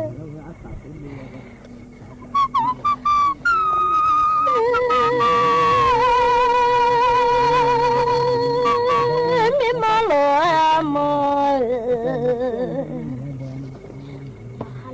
yo ya mà lo nang lo không mà lo ai chơi gì vậy mà lo na kalau nhung đã mà po kha thế mà na le mà ô lo mà ta YouTube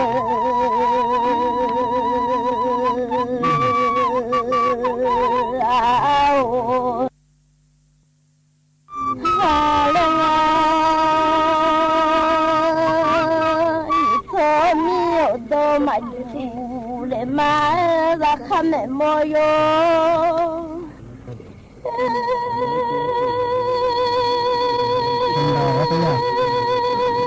mi mà lo mà bỏ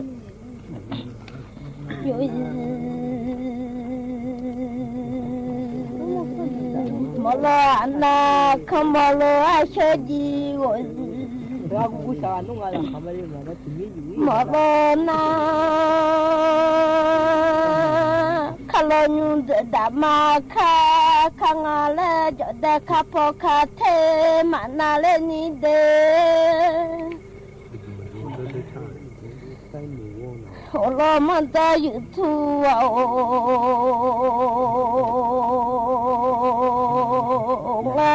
YouTube mi ở đâu mà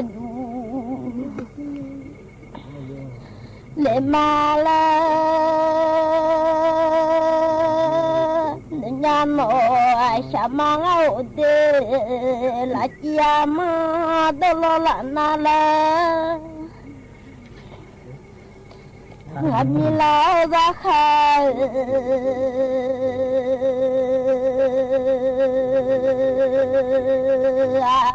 sa đô là nó đã đã mà khắp khắp thế mà na những cái chơi po chơi thế nào mà lên nhà đê nó cha như ở chơi po ชัดเธอนาโนโลมาเจออยู่ทั่วอยู่ทั่วโดมาอยู่นี่ก็ฉันรู้ราคาบัดอยู่มาชัดยี่มาโนฮาติเดอบาบาเชทมาลดบาจาชามาเงามาลอทอราคาไม่มอย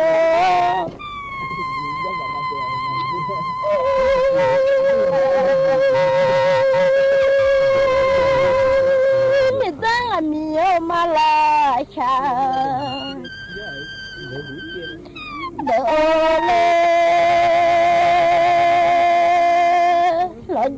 Mana hati deganu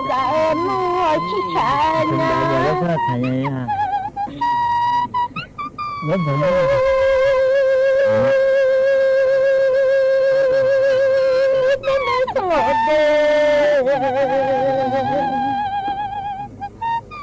Lagi apa degala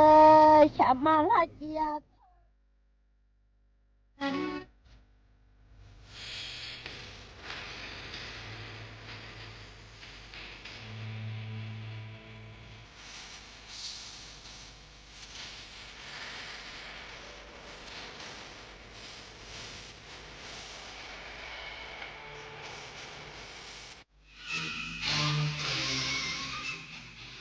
รับฟังข่าวต้นชั่วโมง 22 นาฬิกากับธราวุฒิวิชัยดิษฐ์ครับ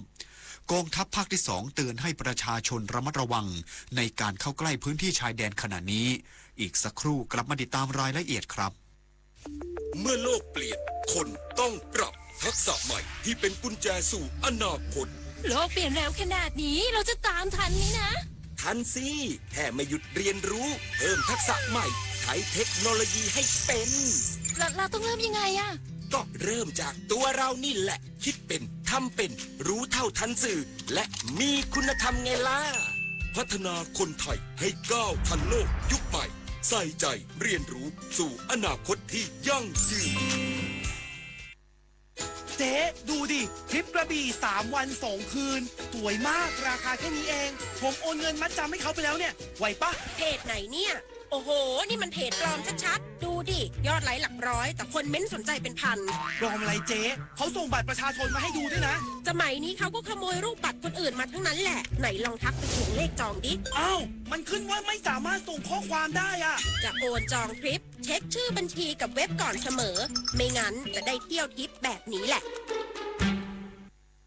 พามาจับไต่ AI ภาพและคลิปที่เห็นเป็นเรื่องจริงหรือ AI สร้างบางรูปบางคลิปก็สมจริงจนหลายครั้งแทบแยกไม่ออกแต่เดี๋ยวก่อนยังมีจุดที่ช่วยให้จับผิดได้สังเกตนิ้วมือบิดเบี้ยวผิดธรรมชาติใบหน้าสมมาตรเกินจริงผิวเนียนเกินไปเหมือนพลาสติกแสงและเงาไม่สัมพันธ์กันตัวหนังสือเพี้ยนเหตุการณ์เกินจริงจนน่าสงสัยก่อนแชร์ก่อนเชื่อก่อนตกใจหยุดดูให้ชัวร์อีกครั้ง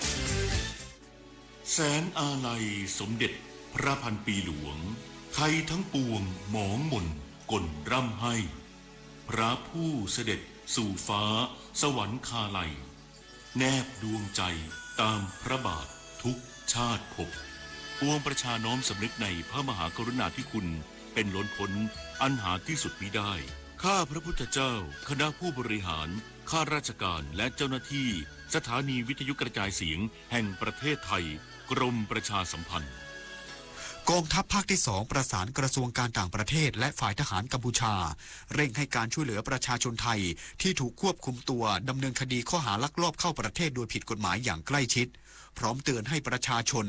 ระมัดระวังในการเข้าใกล้พื้นที่ชายแดนในขณะนี้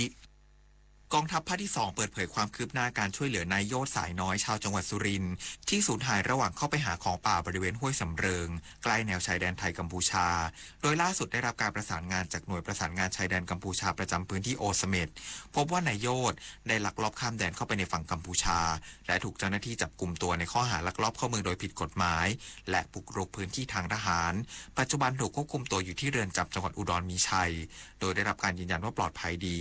ทั้งนี้กองทัพภาคที่ 2ได้ประสานงานร่วมกับกระทรวงการต่างประเทศโดยสถานกงสุลใหญ่ณเมืองเสียมราชเพื่อเข้าให้ความช่วยเหลือด้านกงสุลอย่างใกล้ชิดและต่อเนื่องเพื่อได้รับการดูแลตามหลักมนุษยธรรมและกระบวนการทางกฎหมายขณะเดียวกันหน่วยทหารในพื้นที่ได้ยกระดับมาตรการรักษาความปลอดภัยอย่างเข้มงวดทั้งการลาดตระเวนการเฝ้าตรวจและการตั้งจุดตรวจในพื้นที่เสี่ยงตลอดแนวชายแดนพร้อมขอความร่วมมือประชาชนในพื้นที่หากมีความจำเป็นต้องเข้าไปหาของป่าใกล้แนวชายแดนขอให้เพิ่มความระมัดระวังและแจ้งเจ้าหน้าที่ทหารหรือฝ่ายปกครองล่วงหน้าเพื่อป้องกันอันตรายและการกระทำที่อาจเข้าข่ายผิดกฎหมายของประเทศเพื่อนบ้านปริญญาวิทย์เปี่ยมสมบูรณ์รายงานเพจไทยคู่ฟ้าชี้แจงคลิปเสียงนายกรัฐมนตรีสั่งการเปิดด่านชายแดนไทยกัมพูชาไม่เป็นความจริงขอประชาชนอย่าหลงเชื่อเพราะถูกสร้างและตัดต่อด้วย AI เพจ Facebook ไทยคู่ฟ้าทำเนียบรัฐบาลโพสต์ข้อความกรณีมีคลิปเสียงนายกรัฐมนตรีสั่งการเปิดด่านชายแดนไทยกัมพูชาภายในเดือนมิถุนายนนี้โดยยืนยันว่าไม่เป็นความจริงคลิปดังกล่าวถูกสร้างและตัดต่อโดย AI ปัจจุบันยังไม่มีการหารือหรือประกาศเปิดด่านชายแดนไทยกัมพูชาขอประชาชนอย่าหลงเชื่อการสร้างข่าวเท็จกระทรวงมหาดไทยส่งหนังสือด่วนที่สุดสั่งผู้ว่าราชการจังหวัดทั่วประเทศคุมเข้มความปลอดภัยแหล่งท่องเที่ยวขยายผลโมเดลบางเทาแซนด์บ็อกซ์ปราบปรามกลุ่มทุนและผู้มีอิทธิพลนายอัญจิตสัมพันธรัตน์ปลัดกระทรวงมหาดไทยออกคำสั่งด่วนที่สุดถึงผู้ว่าราชการจังหวัดทั่วประเทศให้เร่งบังคับใช้กฎหมายอย่างเข้มงวดและต่อเนื่องในระดับพื้นที่เพื่อรักษาความสงบเรียบร้อยคุ้มครองสิทธิประชาชนและสร้างบรรยากาศการท่องเที่ยวที่ปลอดภัยโดยกำหนดแนวทางปฏิบัติสำคัญ5ด้านเช่นการบูรณาการกำลังฝ่ายปกครองตำรวจและความมั่นคงเพื่อตรวจตราแหล่งท่องเที่ยวอย่างใกล้ชิดการกำชับให้เจ้าหน้าที่ปฏิบัติงานด้วยความสุจริตเด็ดขาดไม่เลือกปฏิบัติรวมถึงการปราบปรามการกระทำความผิดทุกรูปแบบโดยเฉพาะกลุ่มทุนและผู้ลักลอบประกอบอาชีพผิดกฎหมายตลอดจนการสร้างความเข้าใจกับนักท่องเที่ยวให้เคารพกฎหมายไทยและจัดระบบรายงานเหตุฉุกเฉินตรงต่อกระทรวงทันทีทั้งนี้ข้อสั่งการดังกล่าวเป็นการขยายผลเชิงรุกตามนโยบายของนายกรัฐมนตรีที่ต้องการนำความสำเร็จจากบางเทาแซนด์บ็อกซ์จังหวัดภูเก็ตมาเป็นโมเดลต้นแบบจัดการปัญหาบุกรุกพื้นที่สาธารณะและกวาดล้างผู้มีอิทธิพลอย่างยั่งยืนเพื่อสร้างความมั่นใจให้แก่ประชาชนและนักท่องเที่ยวต่างชาติชนันชิดาสังทองรายงานปตท.และบางจากประกาศปรับเพิ่มราคาขายปลีกน้ำมันเบนซินแก๊สโซฮอล์และดีเซลทุกชนิด70สตางค์ต่อลิตรยกเว้นไฮพรีเมียมดีเซลเอสบางจากและดีเซลซูเปอร์พาวเวอร์ปตท.ราคาคงเดิมมีผลตั้งแต่เวลา 5 นาฬิกาวันพรุ่งนี้เป็นต้นไปรู้ปิดรู้ใช้ร่วมใจประหยัดพลังงานจบข่าวธราวุฒิวิชัยดิษฐ์อ่านรับฟังข่าวครั้งต่อไปเวลา 23 นาฬิกาครับติดตามข่าวที่นำเสนอไปแล้วได้ที่ www.thainews.prd.go.th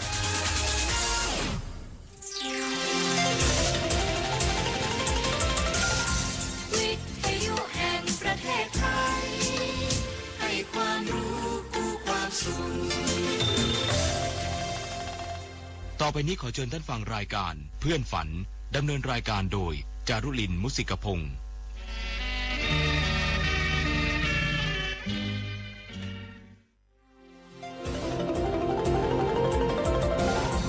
วิทยุแห่งประเทศไทยให้ความรู้ผู้ความสุข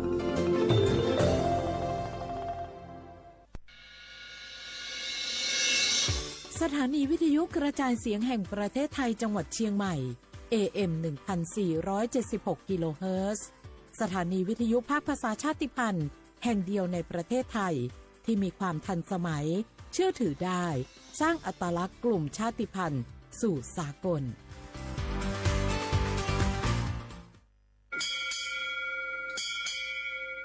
โอบูดะจ้าโอบุชเปอร์เหมือซุงคาก็ว่าย้อซงอุดูธรรมาสถานีวิทยุภาษาชาติพันธุ์แห่งเดียวในประเทศไทยทันสมัยเชื่อถือได้แล้วพบกันที่สวท.เชียงใหม่ AM 1476 กิโลเฮิรตซ์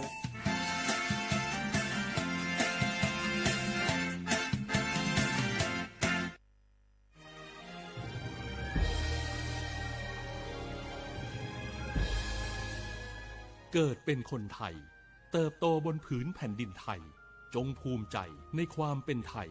ชาติไทยเรานั้นนับเป็นชาติที่มีความเป็นมาเก่าแก่ยาวนานเรามีภาษาวัฒนธรรมและมีสิ่งต่างๆที่เป็นเอกลักษณ์ให้เราได้ภาคภูมิใจในความเป็นคนไทยเราควรเห็นคุณค่าและมีความรักชาติหวงแหนแผ่นดินอันเป็นมรดกของบรรพชน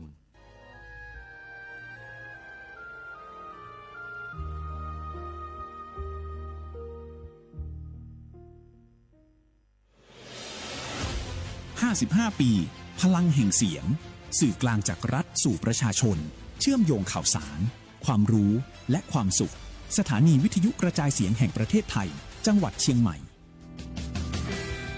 สวท.เชียงใหม่ให้ความรู้คู่ความสุข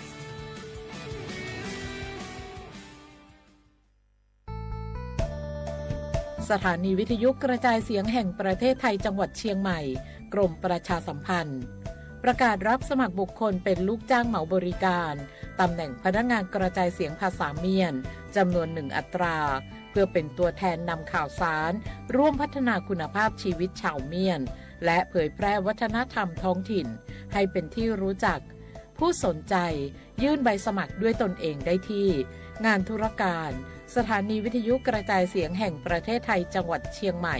ตำบลช้างคลานอำเภอเมืองจังหวัดเชียงใหม่ตั้งแต่บัดนี้เป็นต้นไปจนถึงวันที่31 พฤษภาคม 2569 สอบถามข้อมูลเพิ่มเติมได้ที่ 053-276-068 ในวันและเวลาราชการมังเลียวเอาเก่งเศร้าก็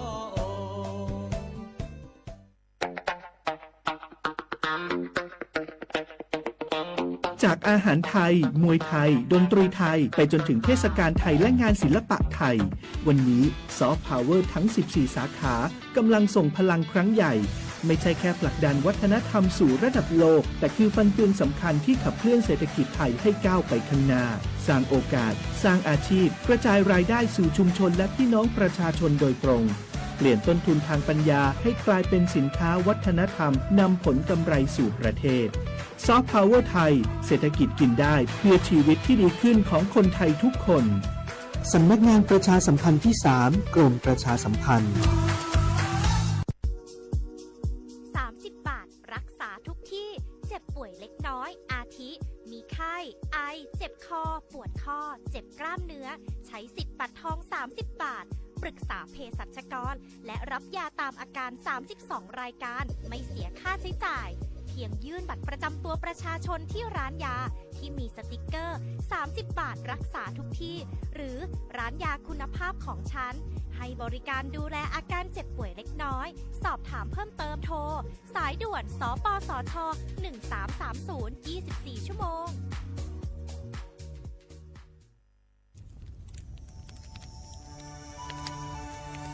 จงหู้ค่าหือก้อนโมก้อนไฟอันเผาอยู่ตีกลางป่างนั่นอ่ำเลยหายกว่าตั้งเลยมันเตเป็นฝุ่น PM 2.5 สีขึ้นมาเฮ็ดให้ป้ายอยู่ลีเฮาค่าขึ้นในค่าอ้อลองลดย่อมปัญหาจังไหนในอ่ำหยาบค่ะเงื่องแวอ่ำเผายุกยักเหมือไม่ต้นเยอต้นเข้ากับในให้ในสวนเฮา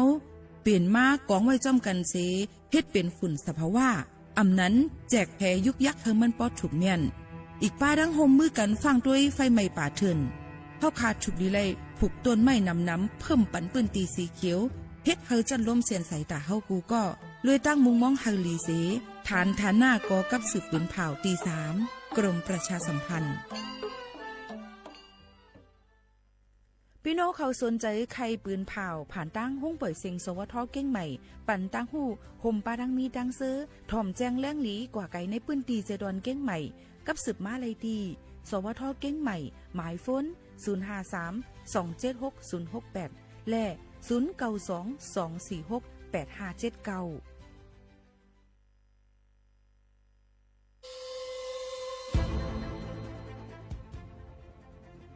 ย้อนผิดหมอกพี่น้องเขามาโฮมเป็นจุ้มเหลียวกันดังเจดอนเก้งใหม่โฮมกันแกลิดปัญหาไฟไหม้ป่าเถินหมอกก้อนก้องก้อนมูและฝุ่นเล็กๆ PM 2.5 ค่ะสั่งว่าโชพันไฟไหม้กับสืบกว่าตึงลาดไลตีอองตีแกลิดปัญหาไฟไหม้ป่าเถินและหมอกก้อนเจดอนเก้งใหม่หมายโฟน 053-112-808 ในค่ะ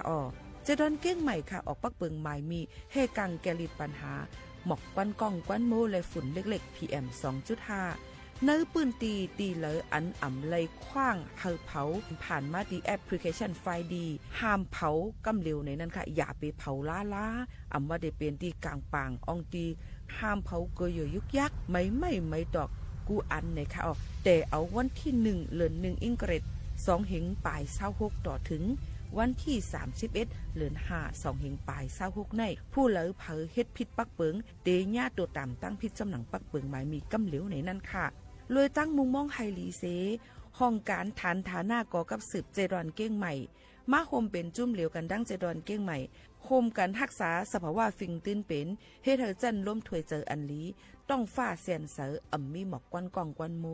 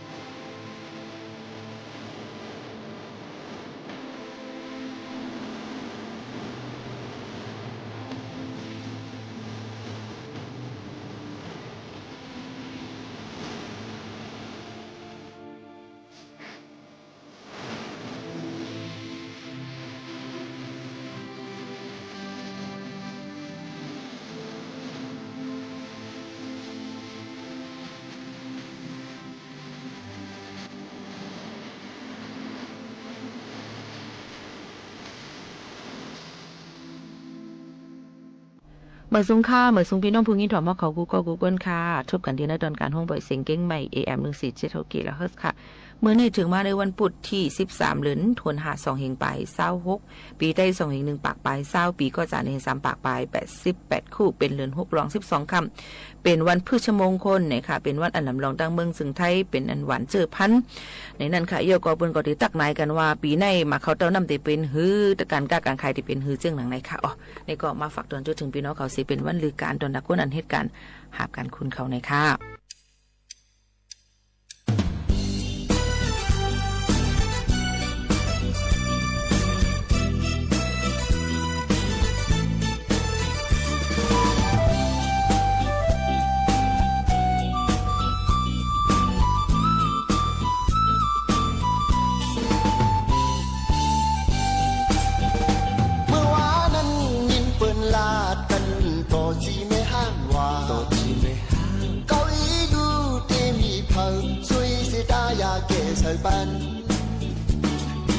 tự lâm lung lang khơi mưa ya phao âu kinh đen ngốn to mang bọc khơi âu can phải hung mang quaมันลักจีเมห้างตังบีโพกองในเตะปล่อยผวังปันกองหน้าเตะอำลัดขวางกันตัวเมตัวเกตัวกึดตัวเล่ตัวลำตัวขาวหน้าอาอูเอาตั้งห้องคงกินตามกับเรา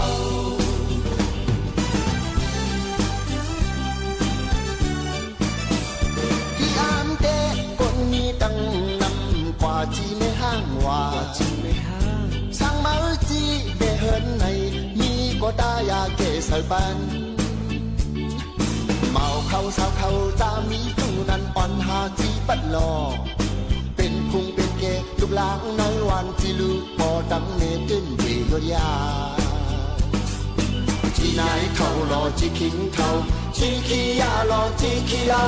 ลองพิจารณาว่าไปย้อนสังละคนนำคนลายเป็นจิตเป็นสายในเมืองคนไหนกว่าจีไม่ห่างนั้น yeah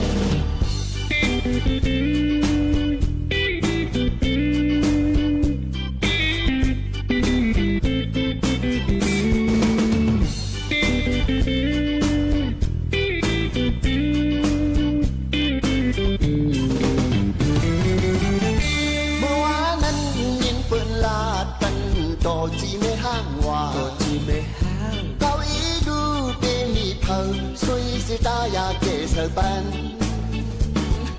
เต่าลำลงลางเขาเมื่อยาเผาเอากินแต่หงต่อมังบอกเขาเอากันไฟหุ่มมังประมันหลักจีเมห้างอันมีโพปองในเตะปล่อยผวังปันปองหน้าเตะอำลัดขวางกันตัวเมตัวเกตัวกึดตัวเล่ตัวลำตัวขาวหน้าอาอูเอาตั้งห้องโคกินตับกับเรา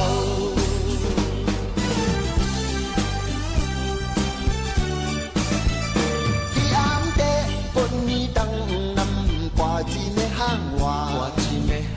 ช่างมาจีไม่เฮินในมีก็ตายาเกสบันเมาเข้าสาวเข้าตามีจูนั้นอ่อนหาจีปันหลอเป็นพุงเป็นเกลูกหลางในวันที่ลูกปอดังเนตินเบียยาจีไหนเท่ารอจีคิงเท่าจีขี้ยารอจีขี้เอาลองคิดเจ้าหน้าก็ไม่ย้อนสังละคนนำคนลายเป็นจิตเป็นสายในเมืองคนไหนกว่าจีไม่ห่างนั้น yeah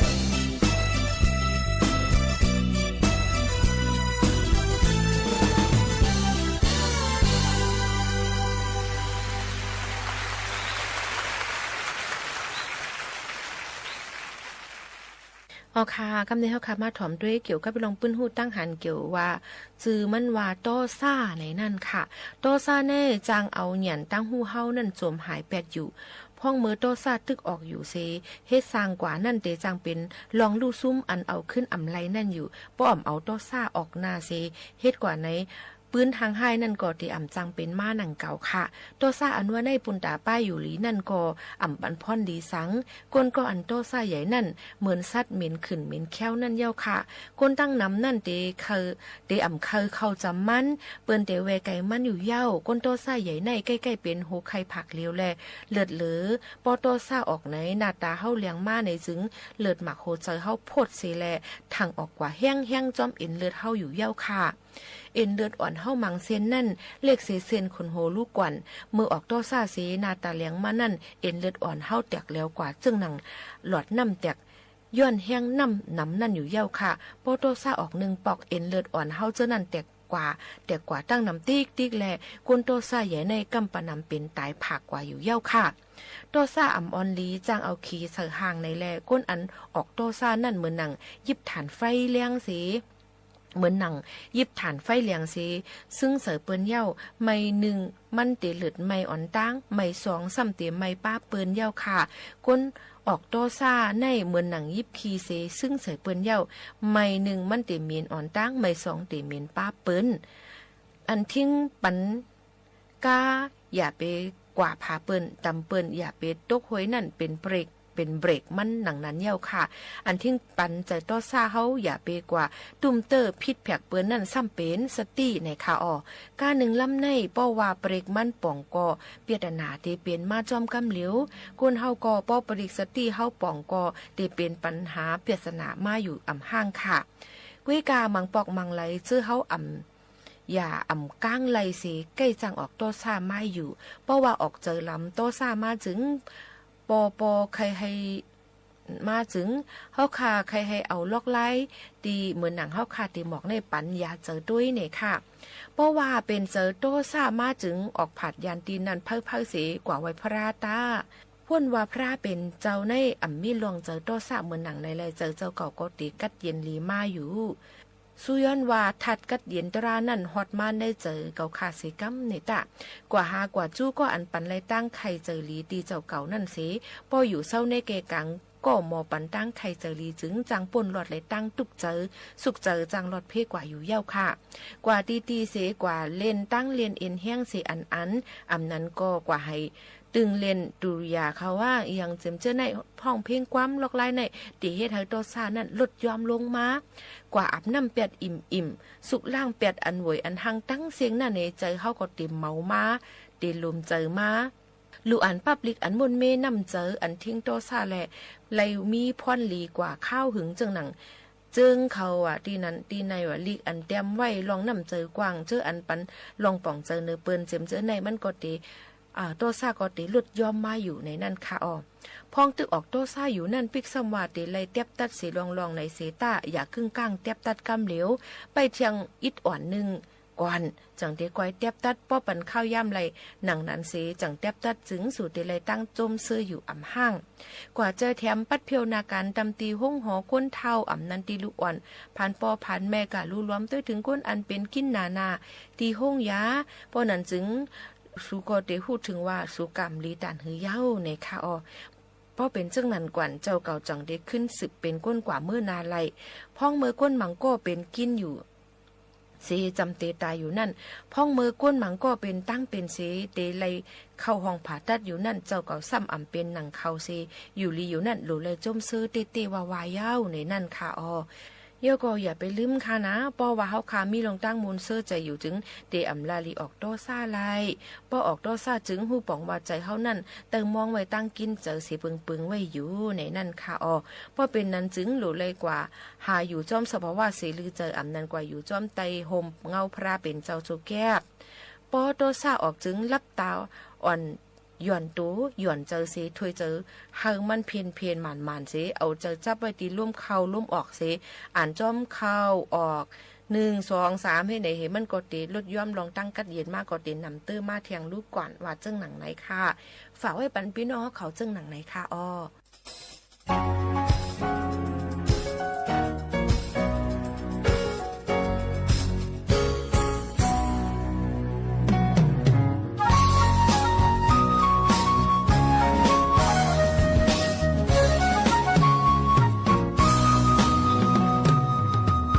เกิดมาดีลินแม่เมืองใต้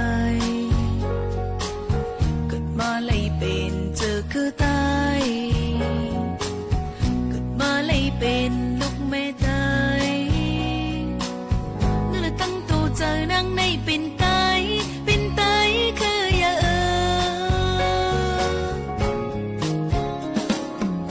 ส่วนเห็นถึกเอาลึกลายไตเล็บเห็นดูอ่านปักเป็นไต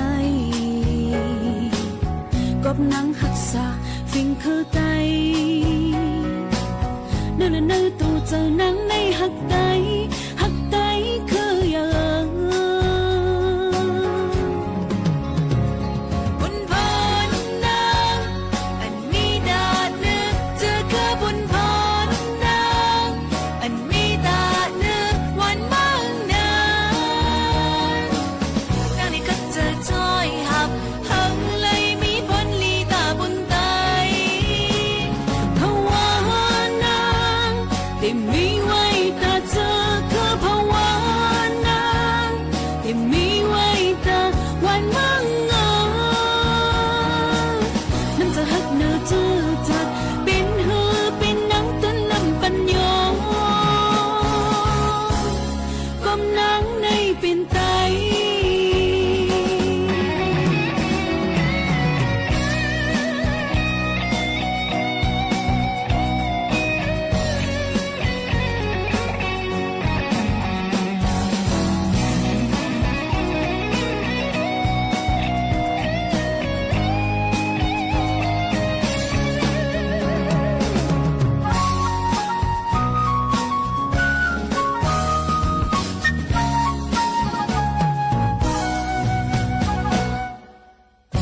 มาตีลินในเมืองไตเกิดมาเลยเป็นจุกคือไต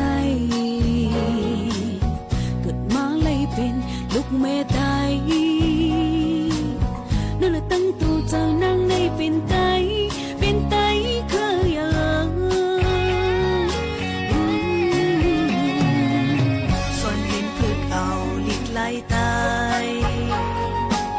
เล็บเห็นลูอ่านปับเปิ้นไต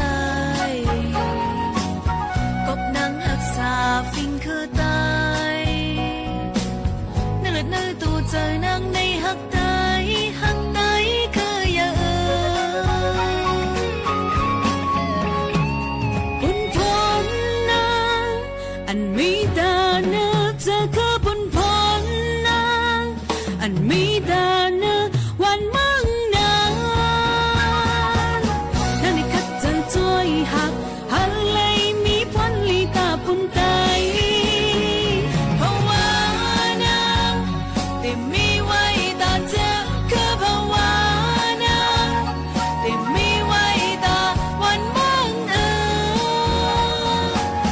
ำจะหักเนื้อเจอจัดเป็นหือเป็นนังเป็นน้ำปัญญาภาวานางแต่มีไว้ตาเจอคือภาวานางแต่มีไว้ตาวันมั่งน้ำจะหักเนื้อเจอจัดเป็นหือเป็นนังเป็นน้ำปัญญากมนังในเป็นไต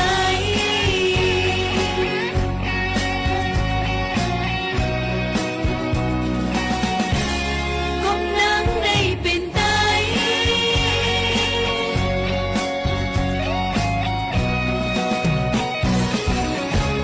กมนังในเป็นไต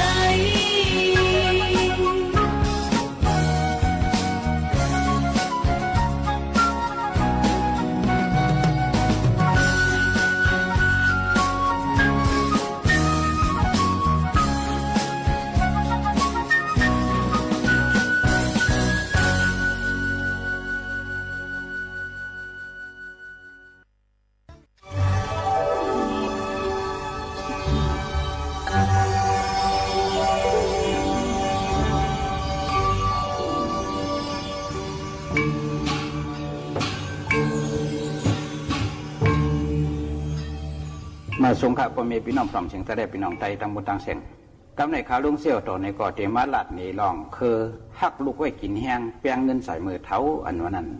คนในรอกาวขณะมีลูกกูก็ก้อยกับมีลูกอันวันนั้นเฮาขาจะได้หือสอนเฮ็ดหือแลให้พ่อได้กินแห้งลูกอ่อนเฮ็ดหือแลให้ลูกอ่อนเฮาขาพ่อหมอหักพ่อหักแม่เฮ็ดหือแลให้ลูกอ่อนเฮาขาพ่ออย่าไปเหลือความ และเฮาข้าเป็นพ่อเป็นแม่นั้นเฮาจะได้สั่งสอนลูกเสื่องหืออันว่านั้นแค่นอไปทำไปยินเสียกรรมเด็กนะ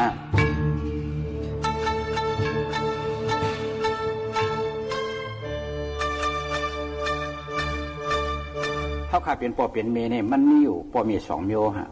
พ่อมีเมียวหนึ่งนั่นหมอตั้งอนุญาตธรรมวาสาตั้งอ้อนชอนปันดุกเขาลานเขาตั้งแต่เกิดต่อเท่านั้นลูกอ่อนคำต้นยาควันต้นยาพ่อแหมเสียปอกแต่ว่าพ่อมีแทงซื้อคือหนึ่งนั่นลูกมาหมดแล้วก็เสียงหลาเสียงท่าพ่อเมย์เขานั่นสัมปคนสั่งเพราะลูกเขาพิษมาก็ปิดใส่มังใส่แหมใส่ทุบใส่เอาอันนั้นพังใส่เอาในทุบใส่ลูกอ่อนสัมปลืมตัวลืมห่างซากกว่าตั้งเสียงเสน่ห์ก็มันก็เปลี่ยนมา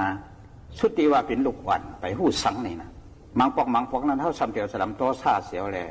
ลักควันวดใส่มังใส่หูสักตีมันพวกนี้ซึ่ง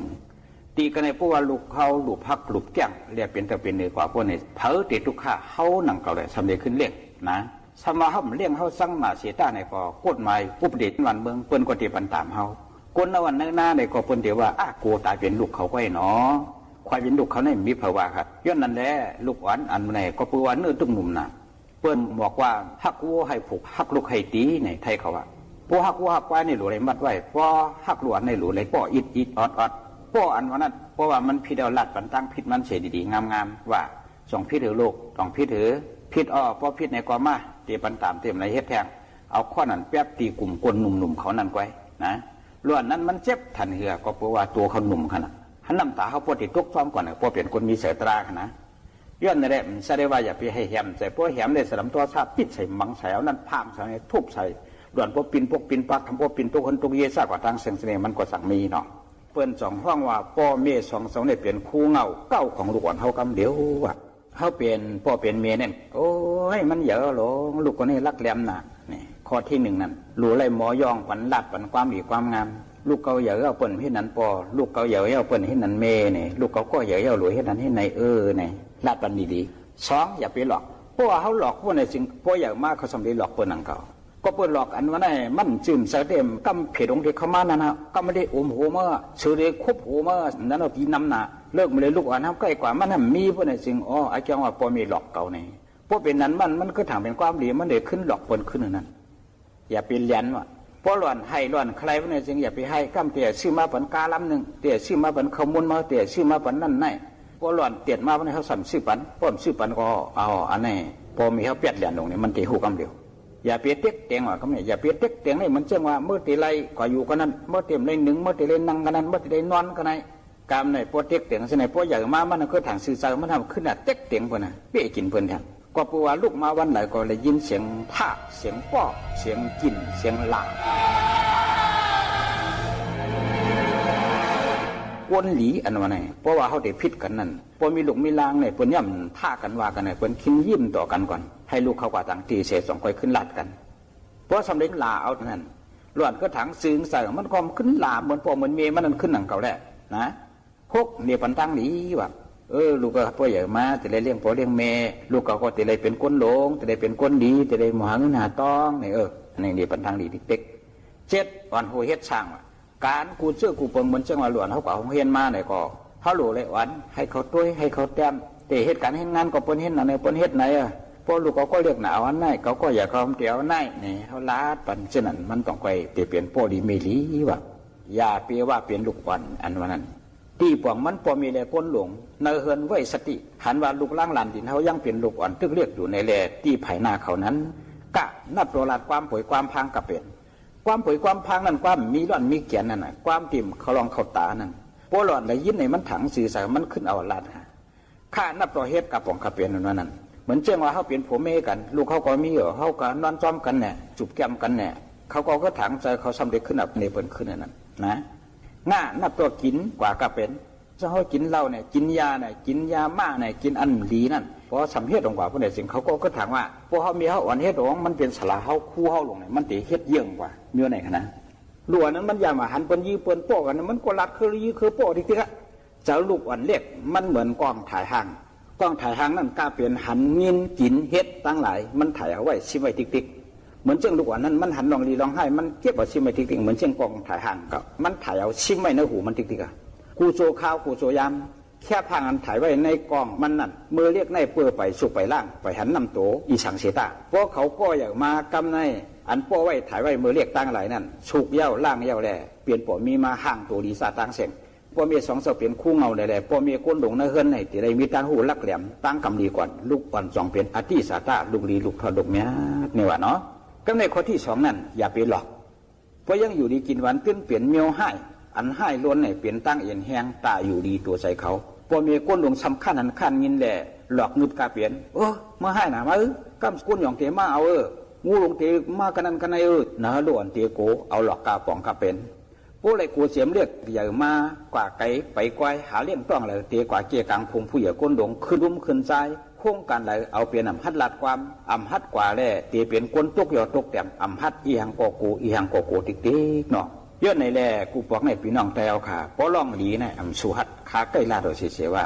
การหลีการทอดการเนี่ยการลัดความการฮอลิกฮอตราการอุบโอ้กันล่องหลีเนี่ยพอหัดเพราะสำคัญลากันละการป้อการแหมในปอยในลามซ้ำฮัดหนาเสนั่นฮัดยากันเสนั่นซ้ำหมอหนาเสนั่นตีเตงบางทีเปิ้นเนี่ยมันสอนเตะซ้ำหมอการตอนด่าเดซอยซื่อคือวันเมืองเติงการหลีกไล่ไปกำศาสนาเนี่ยพวกใครมีเสเลสัมไปหู้กว่าไหนกำพองนั่นขนาดก็ไม่สำเร็จลาดว่าอย่าปีเหรียญว่ะเพราะลูกอ่อนใครกว่าใครนอนเลยใกล้เปียดเหรียญว่านอนแล้วลูกนอนแน่นอนแหละพอลูกมาก็ตีเลี้ยงมาขมูลพอเมืองมาก็ตีปันเมืองเงินใส่ในกวยสัมปันพวกตีมากำตีมาก่อนเหรียญแทงต่อถึงอย่างมาลองไล่เปียดเหรียญเนี่ยเขาทางเป็นการโกนเดี๋ยยิบตื้อเปียดเหรียญกวมเตี้ยนยิ้มมันส่งว่าง่ายเหรียญง่ายเฮ็ดในกว่าตาเปลี่ยนก้นหลีก้นหนึ่งเนี่ยง่ายว่ะจองอย่าเปลี่ยนเหรียญว่ะเพราะเตเฮ็ดก้อนหลวนในคณะเพราะสำกลุ่มเปียดติ๊กมันก็สำเตียขึ้นอ่ะเปียดเป็นเฮ็ดเชิงหนังในที่ค่อยหนึ่งครับกำเนี่ยอย่าไปเตี้ยเตียงหรอกเนี่ยเมื่อหนังว่าเฮ็ดได้กว่าเรียนนั่นแหละป้อมความเฮ็ดเขาเตลาดอู้สูเหี่ยมเข้ามาก็ได้ใส่ผีลู่ลงมาหักเข้ามาเสลียมเฮ็ดเมื่อป่วนปากหรือความโปเมเมื่อที่เปลี่ยนเช่นนั้นเช่นไหนเมื่อที่ตายให้เมื่อเปลี่ยนเช่นนั้นเช่นไหนความหกความให้กูเลยอะไรเฮ็ดกว่าพวกเราพวกนั้นพวกหึงมาสีน่ะลูกอ่อนชมหายเหนือโปเมอำหักขึ้นอำหมอลุมลาตัวถึงแลตักปลายพยานไก่โปเมเฮาเขาตั้งมนตั้งเสียงเตรียมเลยกินแห้งว่ะอันนี้เลยว่าเต็กเก่งค่ะก็ไม่อย่าไปแก้มทำดอกเขาตรงนี้พ้องลูกอ่อนเรียนล้นว่า2-3กำอำถ่อมสึงมือนั่นปออำนั้นเมกาตักไรเตาญาหลักมาทุบเหี่ยมปนาปลังกอกโกอำไว้ปอมันปอกำมังปอกตินปิดปอกิ่งหมกทูหมกทาว่าอะไรเฮ็ดในแด่อำสั่งถูกเลือดเขาออกเขาลูกกว่าเลี้ยวกว่าตักสั่งเป็นก้นหย่องเปลี่ยนก้นลำลักหลีเลือดตกต้องเปลี่ยนเผือกเหลืองข้อขยายน้ำลูบเอียนตินมือลู่หักสร้างเปลี่ยนก้นตุกขี้ตาอำดิมลักอักเอินอ่านอำขึ้นกาดปานเหมือนเปิ้นเพราะเป็นในมาเปิ้นสำติว่าลูกเผอเปิ้นก็ชันว่าเป็นลูกเข้านั่นนั่งกะว่าเพราะลูกเข้าน่ะเฮาสมาลูกเข้าลีลงลูกเข้าเป็นนั้นเป็นไหนก็เปื้อโตซาลงเฮานั่นน่ะมังกว่าเขาผมมีพิษกันยาห้ามกว่าตุกใส่ลูกอ่อนเป็นในมือโปมือกลุ่มกว่าหาจอมพอกกันนั้นกันในเปลี่ยนในมือเมมือปวดเฮ็ดเขาเฮ็ดพักลมก็ในกวงเปลี่ยนในมากับมีลูกมีเมเขาขยตายหมดนี่คนชายก็ผู้หญิงก็ไล่ผู้ชายคนนั้นเตียนลูกอ่อนน้ำหูรองเขาผมมีพิษกันยาสมตาปันหัวหลวนเขาสัมปเมาโปรุ่มโปทูนว่าซะไหนดูไรฮักเขาเฮ็ดออกมาอย่างอันไหนแหละเดี๋ยวมาเลี้ยงเขาตัวเท่าตัวตายนั่นผมมาเลี้ยงเขาเหมือนลูกเขานะสำหรับลูกอ่อนเปลี่ยนคือก็จะว่าก็เปลี่ยนลูกเขาอยู่ลีเนี่ยเขาดูได้หูกำเนิดลูกอ่อนนั่นเขาสมเอาตายก็ไรอยู่เขาป้อเหี่ยมตาถึงในก็มันเป็นลูกเขาหนามันดีกว่ากันเลยก็ต้องมันลีเนี่ยอันวันนั้นป้อดีเมลีเนี่ยเปิ้นเฮ็ดมีไหนนะกำเนิด6นี่ปันตั้งดีว่ะเขาเปลี่ยนป้อเปลี่ยนเมนั่นอีหังก็ยาวลั่นเหล่าเป่าวันข้อสื่อความหลีถึงข้าวนอนก็มาเลยลูกนอนได้ป้อนอนได้ไหมป้อนอนลึกสำเร็จลูกลามาป้อลูกลาเต็มมียามวาลิกอ่านลิกเวมกาตีตกรุ่นหงเฮียนความหลีเขาเพ่มความซากเขาเพ่มหลีว่ะสุภาษิตามังกลาเนี่ยมีความหลีเนี่ยอำเลิกตีอำเลิกลูกอ่อนก้นหลงผีเกียกสัตว์เกียกก้นเกียกเหมือนกันเป็นมังกลาหลงว่ะลองหลักความหลีในคาเดลัดเนี่ยผมบททุอีกหนึ่งเมื่อนั้นมีอยู่ก้น3กว่าตังเลิกเรียกเขาลือกันนั้นเลยสมาหันปู่ล่าเนื้อปู่มูเสือหลงนั่นกว่าไรกวางตัวหนึ่งก็ว่าไอ้เมื่อย้อนเนื้อปู่มูเสือมาลูกเขากินนี่ว่ะเพิ่งกว่าวันไหนให้ปู่มูเสือย้อนเนื้อไม่อินลูกนี่ว่ะปู่มูเสือแตบออกที่ทางทับเนี่ยถึมปันเพิ่งมาอรุเว้ยเนื้อเป็นทางทับเมื่อก็กำห่วงก็ย้อนมันปันซึ่งไหนมาเอากว่าก็ขึ้นกว่าให้ลุงมูเสือย้อนกินเนื้อลุงเขาอินลูกคิงนั่นก็แตบเอาลูกคางปลาเนื้อมันดีอีกหนึ่งทิมปันมันไปป้อลงไหนก็ชุดเรียนว่ามาเอากว่าเพิ่งกว่าเพราะในเสียงมันว่า พอลุงมูเสือเขาอยู่ดีกินวันใส่ค้อมซ่าอยู่ขนอมื้อแล้วเขาก็ถูกไล่หบมาญาต่อกันเฮาเขาก็เด็กกว่าตั้งนั้นตั้งในเขาในเฮาคำมาเวกันในไล่หันพอลุงเฮาในมีสุนมีลาบเต้ๆแลเขาก็ไม่ยอมปึงมีพักสังพอลุงเฮาเขามีเสริมเมตตาใครไปแล้วใครกินทานให้ก็เป็นหังเอาใจกลุ้หน้าขนอใต้ก็เฮาเนี่ยว่าปู่มูเสือหันว่ามันในหมอลัดนะห้องกันว่าก็เนื้อต้อมอย่างตั้งตัวว่าพวกเป็นไอ้ก็เอากว่ากินเฮ็ดได้ก็ก็เตะหาแท่งนี่แหละเอาเนื้อกวางมันนั่นปันเขาตั้งบดมันเขาเถินกว่าแท่งให้ปู่มูเสือนั่นลองตั้งหลัดความเรียนว่าไหนมันเปลี่ยนเส้นหนังไหนสุดที่มูเสือมันเนี่ยหู้สักตรายบ่ลูกอ่อนนี่ก็มันไปหู้ขนาดเฮาขาลุเล่นลาดปันชอนบันดีๆสองว่าห้องกันว่าก็เนื้อต้อมอย่างตั้งตัวว่ากำในเจ็บอ่อนหัวเสียเฮ็ดว่ากำในเนตั้งปันก็ว่าสอนเฮ็ดก็ว่าการก้นเกิดต่อตายมีตั้งนำเสียตาตีแก็บมัน1เฮ็ด2หลัด3กิน4กว่าจะตัวอย่างการแลกขนาด4เปิงกวยก็ซื้อปิญญาตั้งหมอการมือตั้งหลายเย้าเนื้อหมาย1เฮ็ดตั้งเอาอ่านลิกอ่านทำหลัดความเย้าเนื้อหมาย2หลัดตีเอาเต็กน้ำหาพื้นเสือไผ่หุงข้าวพักเย้าเนื้อหมาย3กินตั้งเอาป่าก้าหาเงินขึ้นวัดขึ้นจองตั้งหลายเย้าเนื้อหมาย4กว่าเสื้อในปอเมียก้นดงไหลอ่อนหัวเปลี่ยนเปิงเสแลลาดนี่เฮ็ดนี่อ่อนกว่าอ่อนสั่งน้ำเดียวเมื่อนั่งหมักลอกกินกว่าค่อยลอกหัวซ้อมเฮ็ดเสื้อหนังไหนเรื่องในสองว่าปอเมีย2เสาเปลี่ยนคู่เงาผู้หมักผิดไล่หมักผิดผูกต้นอ้อยก็จักจะได้เปลี่ยนต้นอ้อยมาว่าเนาะ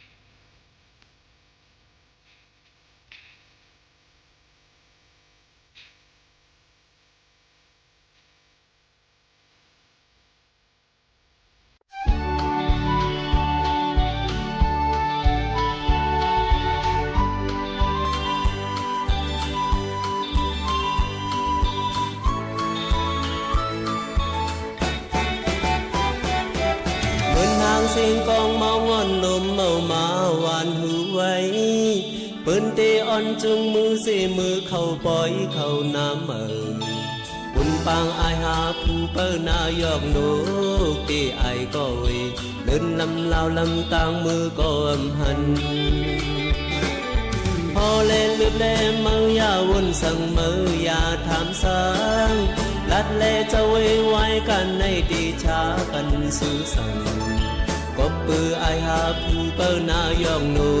กในเมื่อยามเลี้ยวกังปูกังปาเนื้อนาหามมอนสู้สุขนาในต่างก็หลัดความซับเซบปันแหงมาสีคอตีแค้นเจอตีอยากเจอเลยอีกหนึ่งลองซื้อตั้งมุนอ่านเจอคนก็1 ปี 1 ปอกเฮ็ดปันมือสีเจอกินเอ็นแห้ง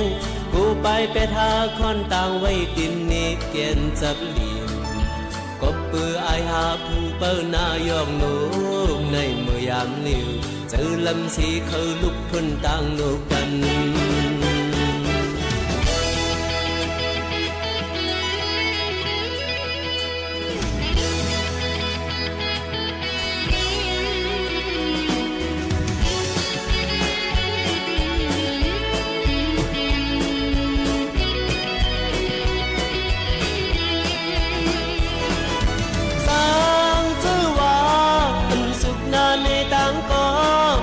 ความสดแซ่บบันแห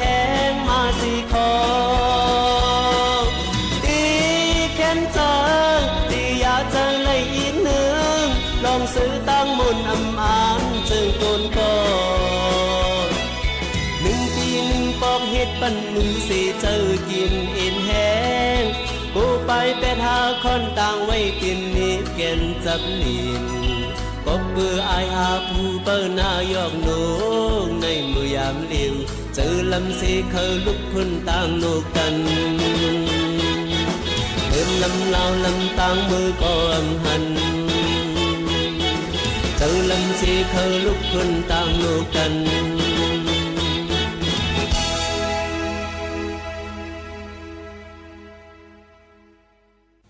เอาค่ะเฮาค่ะมาถ่อมได้ปื้นฮู้ตั้งหันอันหางเฮียนฝากตอนจนถึงพี่น้องเขาในวันเมื่อในค่ะลุมฟ้าลงในไม่เฮียงมาติ๊กค่ะฟิงฟ้าฝนลมก็แปกเปิงแหลกหลายมาติ๊กเย่านี่แหละเตไลรู้เตไลอ่านเตไลด้วยในข่าวเงากันอยู่กูข้าวยามนั่นขนาดเนาะกำว่าได้เป็นย้อนเปอิงสันแผ่นดินไหวว่าลอยไฟแตกว่าลิ้นหยัดผ้าผ่าเจอในไหลสังตูสัตว์เหนือกว้างเขาเลยตายจอมตั้งนำตั้งหลายย้อนฝนตกป่นดีน้ำน้องน้ำหลุบน้ำน้องเป็นจูน้ำเป็นสึนามิเขาว่าลอยน้ำแข็งเจิมเสนาน้ำปังไหลสูงขึ้นมาเจอในเสซัดน้ำเขาก็เลยตายจอมตั้งนำตั้งหลายจอมหนังสภาวะฟิงตื้นเป็นอันเป็นอยู่นั่นในนั่นค่ะกำเลยยินข่าวว่าล่มเลี้ยงลงปัดมาตั้งเมืองปุ่นเมืองในเสแหละกูเมืองเลยต่อสู้ปัญหาลงอันในไว้อยู่กูข้าวยามนั่นเดียวค่ะเมื่อตั้งในป้อเป็นข้าวใหม่ในฝนก็อ่ำตกผ้าผาลังก็อ่ำมีค่ะเมื่อเหลวแต่ก็ย้อนฟิงฟ้ามันแปดเปิงแหลกลายมาแลในข้าวใหม่ก็ฝนก็ตกผ้าก็หลังนำก็น้องล้มแหลงลงปัดเป่าลงมาลินก็ลินกลลินหยุดลินหยัดลินปังเจอในเมืองเฮาค่ะก็ป้อใครจอดตัวลงกว่ากูตีเย้าในค่ะลองผ้าแมปนะคะฟ้าแมปพ้องมือไม่แห้งหนานั่นล้มเตอ่ำนิ่มเตียงไหลเมื่อข้าวล้มมันหมุนซุนไปฮอดมาเสียแลมือล้มอันลูกตั้งเสียงจ้านมันออกมาแลล้มอันลูกตั้งไผ่วันตกมาหบกันในนั่นล้มเตอ่ำนิ่มเสียแลตอกขึ้นกว่าเนื้อตั้งเหนือเยาเสก็เฮ็ดให้หมอกกุมเขานั่นมาขับใหญ่กันไว้เมื่อร่วมเลยหมอกกุมอันกามมายากันนั่นติออกเป็นผ้าแมปว่าไหนค่ะลองฝ้าผ่าเนี่ยค่ะย้อนหมอกกุมเจอในมาตุ่มกันไว้สิแลเนื้อหมอกกุมนั่นซ้ำมีถัดไฟอันภูตั้งอันแม่แลมือกว่าญาถัดเฮาไม่หลงนั่นเต็มหมับเป็นผ้าแมปมาพ้องเฮาข่าวนั่นไม่หนาในนั่นลมซ้ำมาผ่าญาสิแลจังออกเสียงมาเป็นเสียงพลังปลึ้งปลังให้ในนั่นขนาดเนาะพ้องเมื่อถัดไฟอันภูอันแม่อันมีอยู่ในหมอกกุมหนังกันหล่อกันย่ากันแลสังกว่าตุ้มย่าถัดอันมีตีตนไม่อยู่จอม ห้องก่อไก่นั่นห้องว่าผ้าผ่าว่าเจ้าหนังไหนเย่าไหนค่ะนึงว่าในผ้าผ่าอันลูกตั้งเนือกลางเฮาเสผ่าลงมาเดมีหมอก1 เหง 8 ปากปอกค่ะ1จะกันผ้าเตผ่าลงมาในมีหมอก6 ปากปอกเสอันลงมาถึงเนื้อลิ้นแต่มีหมอก1 ปากปอกกล้วยว่าเจ้าหนังไหนค่ะอ๋อตั้งไม้ของฝ้าผาในห้อนไม้แห้งถึง 30,000 ต่อ 50,000 ดีกรีฟาเรนไฮต์และไม่เหลือตั้งไม้เนื้อลิ้น3 ปุ่นต่อ5 ปุ่นไหนค่ะก้นอันเลยถูกเนี้ยผ้าผ่า3 ปุ่นในแต่2 ปุ่นเลยถูกฝ้าผ่ามือตึกมีตั้งนอกขึ้นในก้นอันเลยถูกฝ้าผ่าแต่3 ก้อนนั่นมีแต่ก้อน1 ก้อยอันเตอ่ำตายในก้นถูกผ้าผ่าตายนั่นแต่85 วักในเป็นก้นใจหนุ่มก้นอันไปก้นอันปลายฝ้าผ่าผ้าลังเสกว่าซ่อไตโคมไม่เสลยญ่าผ้าผ่าตายนั่นมีอยู่10 วักต่อ15 วักในก้นญ่าผ้าผ่าตายนั่นกำนำเป็นก้นเหตุการณ์ให้การหน้าว่าเจิ้งหนังในคาอ้อย้อนฟิงฟ้าแหลกลายแลล่มเลี้ยงปัดเป่ามาเฮ็บตกต้นไม้ล่มอีกตั้งเฮาเฮือนเยลู่แล้วตั้งนำนั่นอยู่ว่าเจิ้งหนังในค่ะเฮาซ้ำติเลยเฮ็ดจึงหือเตลดฝ้าผ่าหลาในนั่นค่ะอย่าไปอยู่ใต้ต้นไม้อย่าไปลูกจุกสังมีในน้ำมีในนามีในเฮอเจอไหนจึงขึ้นหาเนื้อกล้องไว้ค่ะแลสั่งเจ้าเก่ายิบไว้เครื่องอันป้าทัดเล็กจึนว่าเจอไหนจึงวุดเปียดไว้ค่ะอย่าไปขี่รถเครื่องอย่าไปขี่รถทิพอย่าไปยิบควันพัดกรอบในคณะอย่าไปยิบกันเม็ดป้าป้อคนโหเจ้าเก่ารอตังมาเนิ่นนางเจ้าเก่ารอเจ็บมาจังไหนจึงนาง8 เสกำเหลวค่ะแลย้อนว่าผ้าเตผ้าเจ้าเก่าเย้านั่งกองงองกอดหัวเข่าเสกลมหัวไว้ค่ะอย่าให้ล้มปิ่นตะไคร้อย่าไปให้ร่วมปิดตะไคร้ลงน้องกว่านั่นค่ะนะเนาะไปหาส่วนอยู่ในห้องก่อไก่ลงในกาเจอในห้องก่อไก่นั่นก็อยู่ในกลางมันรถเพลหรือเสเปิ้นอย่าไปกับโฟนอย่าไปอุบโทรศัพท์อย่าไปยิบเครื่องอิเล็กทรอนิกส์อย่าไปยิบหลอดน้ำอย่าไปอยู่จำหูแรงพักดูอมลมเจ้าไหนอย่าไปก่ออยู่จำมันเนี่ยค่ะย้อนนั่นแหละผู้เลยเผยใจอันป้อมคำในป้อมมาคือหลงไว้เพราะว่าถึงข้าวผ้าเมียผ้าผ่าผ้าหลังมาเนี่ยถอดเป็ดไว้ค่ะนะกำตีหยับคานเจอในค่ะเนาะก้นเจออันอยู่เศร้าในวานเสเฮ็ดกินสวนไฮหน้านั่นไก่ย่าผ้าผ่าหรือเสเปิ้นแหละถูกปันตั้งหูลองผ้าผ่าในนำตีเขาเด็ดๆนะคะอ๋อย้อนอลุมฟ้าลงในไม่เฮียงมาติ๊กเพสภาวะก็ตื้นเตเลยทุบอ่ำห้างเหี่ยวนี่แหละถูกลีห่มหาล็อกไล่แห่ห้ามแก้ไขไว้ลงนาอยู่หนังฮือเตอ่ำย่าฟ้าผ่านั่นถูกเลยเฮ็ดจ้อมเขาฟังอันเนาะค่ะหมอกลัดปันพี่น้องเขานั่นอยู่ว่าเจ้งหนังไหนค่ะในก็เป็นพื้นคู่แทง1 อันฝากตอนจนถึงพี่น้องเขาค่ะตอนในวันเมื่อไหร่เตผัดยานปอแม่ปีน้องๆเขาเมื่อกว่าก่อนแนวค่ะนะ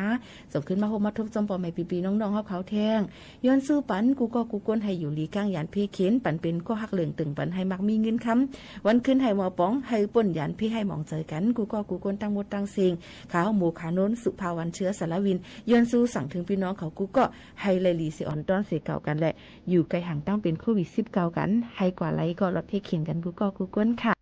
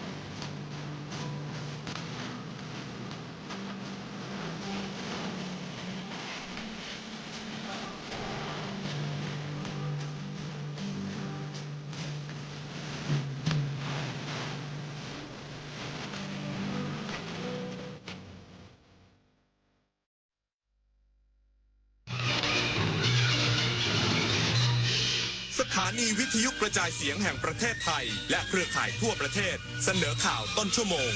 รู้เร็วรู้จริงเกาะติดทุกสถานการณ์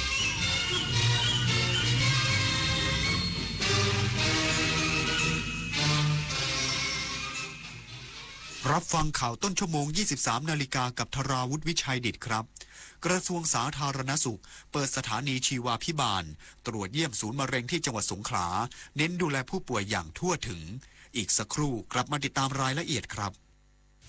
เมื่อโลกเปลี่ยนคนต้องปรับทักษะใหม่ที่เป็นกุญแจสู่อนาคตโลกเปลี่ยนเร็วขนาดนี้เราจะตามทันนี้นะทันสิแค่ไม่หยุดเรียนรู้เพิ่มทักษะใหม่ใช้เทคโนโลยีให้เป็นเราต้องเริ่มยังไงอะก็เริ่มจากตัวเรานี่แหละคิดเป็นทำเป็นรู้เท่าทันสื่อและมีคุณธรรมไงล่ะพัฒนาคนไทยให้ก้าวทันโลกยุคใหม่ใส่ใจเรียนรู้สู่อนาคตที่ยั่งยืนเจ๊ดูดิทริปกระบี่3 วัน 2 คืนสวยมากราคาแค่นี้เองผมโอนเงินมัดจำให้เขาไปแล้วเนี่ยไหวปะเพจไหนเนี่ยโอ้โหนี่มันเพจปลอมชัดๆดูดิยอดไลค์หลักร้อยแต่คนเม้นสนใจเป็นพันปลอมอะไรเจ๊เขาส่งบัตรประชาชนมาให้ดูด้วยนะสมัยนี้เขาก็ขโมยรูปบัตรคนอื่นมาทั้งนั้นแหละไหนลองทักไปถ่วงเลขจองดิอ้าวมันขึ้นว่าไม่สามารถส่งข้อความได้อะจะโอนจองทริปเช็คชื่อบัญชีกับเว็บก่อนเสมอไม่งั้นจะได้เที่ยวทริปแบบนี้แหละ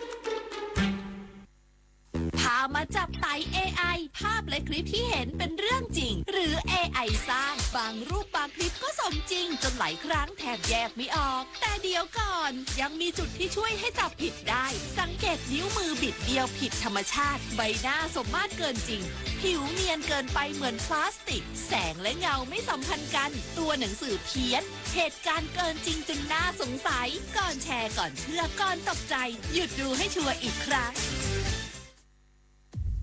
เห็นโฆษณานี้ไหม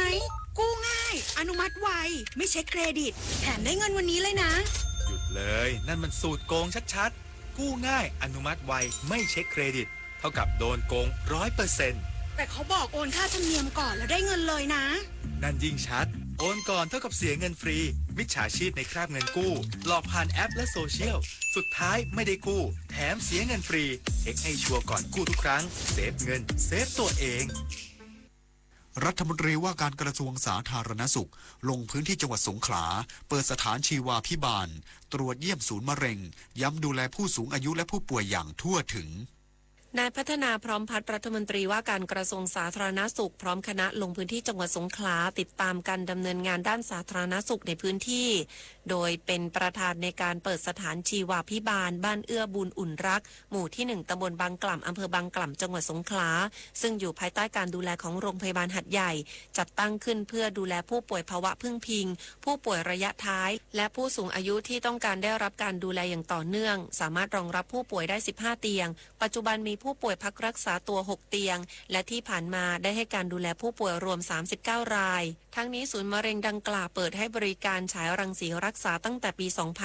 2564 ปัจจุบันมีผู้ป่วยรายใหม่ประมาณ 1,000 รายต่อปีและให้บริการรักษากว่า 20,000 ครั้งต่อปีพร้อมขยายบริการด้านเคมีบำบัดและเวชศาสตร์นิวเคลียร์เพื่อยกระดับการรักษาโรคมะเร็งอย่างครบวงจรเพื่อให้ประชาชนเข้าถึงบริการสุขภาพที่มีคุณภาพอย่างทั่วถึงโดยรัฐบาลพร้อมสนับสนุนการพัฒนาระบบบริการสุขภาพทั้งด้านบุคลากรเครื่องมือแพทย์และเทคโนโลยีทางการแพทย์อย่างต่อเนื่องธัญวัลย์ จิระโรสวทสงขลารายงานผู้บัญชาการทหารบกเดินทางเยือนรัฐฮาวายสหรัฐอเมริกาเพื่อร่วมการประชุมกองกำลังทางบกภาคพื้นแปซิฟิกแลกเปลี่ยนองค์ความรู้ในการพัฒนากองทัพและกระชับความสัมพันธ์กับมิตรประเทศพลเอกพนาแคล้วปลอดทุกผู้บัญชาการทหารบกพร้อมคณะเดินทางเยือนสหรัฐอเมริกาเพื่อเข้าร่วมการประชุมกองกำลังทางบกภาคพื้นแปซิฟิกหรือแลนด์แพ็กซึ่งจัดขึ้นระหว่างวันที่ 12-14 พฤษภาคมนี้ณรัฐฮาวายโดยมีผู้นำและผู้แทนจากกองทัพบกนานาชาติในภูมิภาคอเมริกายุโรปเอเชียและโอเชียเนียเข้าร่วมกว่า15ประเทศพร้อมกันนี้ผู้บัญชาการทหารบกได้ร่วมหารือทวิภาคีกับผู้นำกองทัพมิตรประเทศระหว่างห่วงการประชุมครั้งนี้เกี่ยวกับการฝึกอบรมทางทหารการบูรณาการข่าวกรองทางยุทธวิธีและการฝึกร่วมผสมที่สอดคล้องกับสถานการณ์ภูมิรัฐศาสตร์ในภูมิภาคการนำอากาศยานไร้คนขับและการต่อต้าน UAV เข้าสู่ภารกิจของหน่วยสไตรเกอร์รวมถึงการฝึกรบในป่า ภูเขาและการฝึกกระโดดร่วมกัน เพื่อหารือการแลกเปลี่ยนองค์ความรู้ การฝึกบรรเทาสาธารณภัยของหน่วยทหารช่างการส่งมอบอุปกรณ์ทางทหารและการเข้าร่วมการฝึกคอปราโกทั้งนี้บรรยากาศในการประชุมวันแรกเป็นไปอย่างสร้างสรรค์มีการแลกเปลี่ยนองค์ความรู้และแนวทางการพัฒนากองทัพบกให้มีศักยภาพสูงสุดครอบคลุมทุกมิติพร้อมสร้างเครือข่ายความร่วมมือกับกองทัพมิตรประเทศอย่างแน่นแฟ้นปริญญวิทย์เปี่ยมสมบูรณ์รายงานพาณิชย์จังหวัดตากติดตามการจำหน่ายสินค้าไทยช่วยไทยลดภาระลดค่าครองชีพณไปรษณีย์ไทยกว่า900แห่งทั่วประเทศนายนิรันดร์ชุมพลอนันต์พาณิชย์จังหวัดตากมอบหมายให้นางสาวอมรรัตน์จันลอยหัวหน้ากลุ่มกำกับและพัฒนาเศรษฐกิจและเจ้าหน้าที่ติดตามการดำเนินการจำหน่ายสินค้าไทยช่วยไทยลดภาระลดค่าครองชีพณไปรษณีย์จังหวัดตากการจำหน่ายสินค้าไทยช่วยไทยลดภาระลดค่าครองชีพณไปรษณีย์ไทยกระทรวงพาณิชย์โดยกรมการค้าภายในได้บูรณาการความร่วมมือกับบริษัทไปรษณีย์ไทยจำกัดและหน่วยงานที่เกี่ยวข้องทางภาครัฐและเอกชนเพื่อช่วยลดค่าครองชีพให้กับประชาชนอย่างเป็นรูปธรรมโดยนำสินค้าอุปโภคบริโภคที่จำเป็นมาจำหน่ายในราคาต่ำกว่าท้องตลาดผ่านเครือข่ายไปรษณีย์ไทยควบคู่กับการส่งเสริมรายได้ให้ผู้ประกอบการรายย่อยโดยไม่กระทบต่อกลไกตลาดณไปรษณีย์จังหวัดและไปรษณีย์อำเภอรวม946จุดทั่วประเทศเพื่อให้ประชาชนในชุมชนและพื้นที่ห่างไกลเข้าถึงได้อย่างทั่วถึงกัญญาการสุขสวทตากรายงานน้ำมันทุกหยดมีค่ารู้ใช้รู้รักษาวันข้างหน้าไม่ขาดแคลนจบข่าวธราวุฒิวิชัยดิตอ่านรับฟังข่าวครั้งต่อไปเวลา 6 นาฬิกาครับติดตามข่าวที่นำเสนอไปแล้วได้ที่ www.thainews.prd.go.th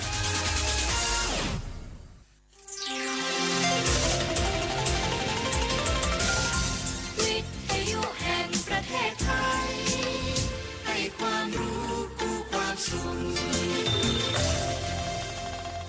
ต่อไปนี้ขอเชิญท่านฟังรายการเพื่อนฝันดำเนินรายการโดยจารุลินมุสิกพงศ์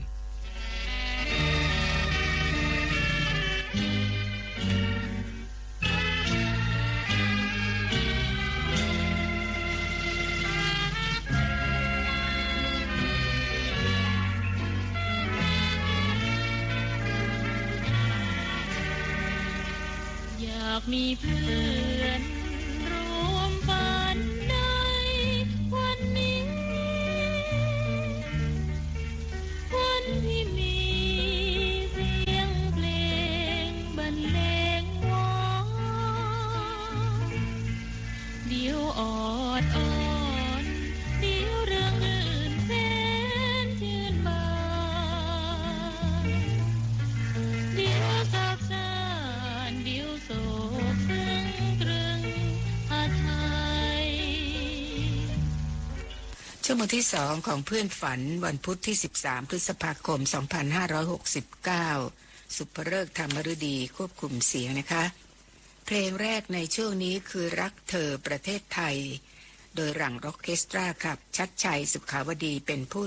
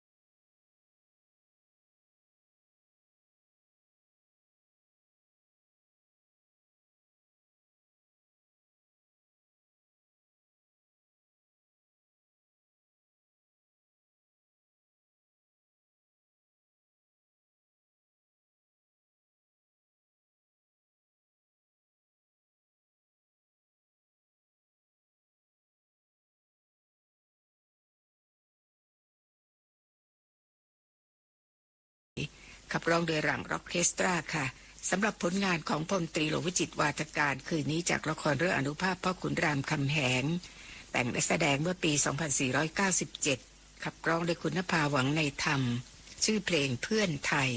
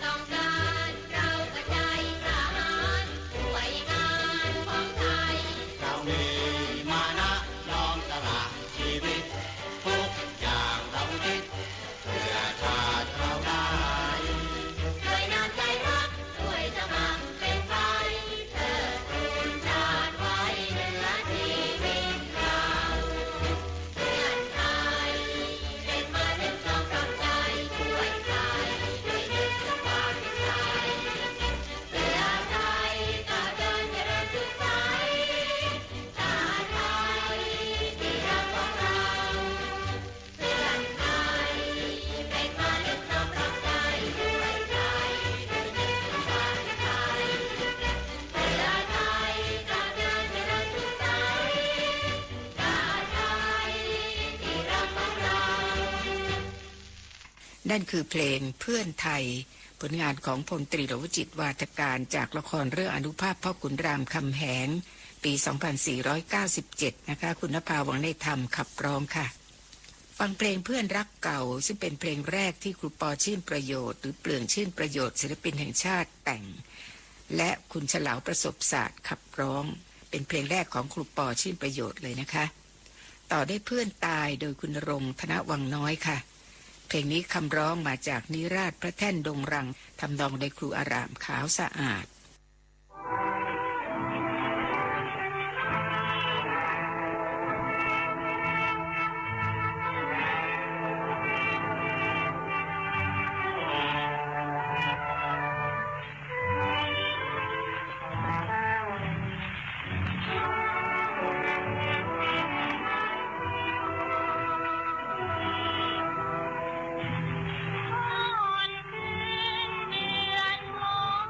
โ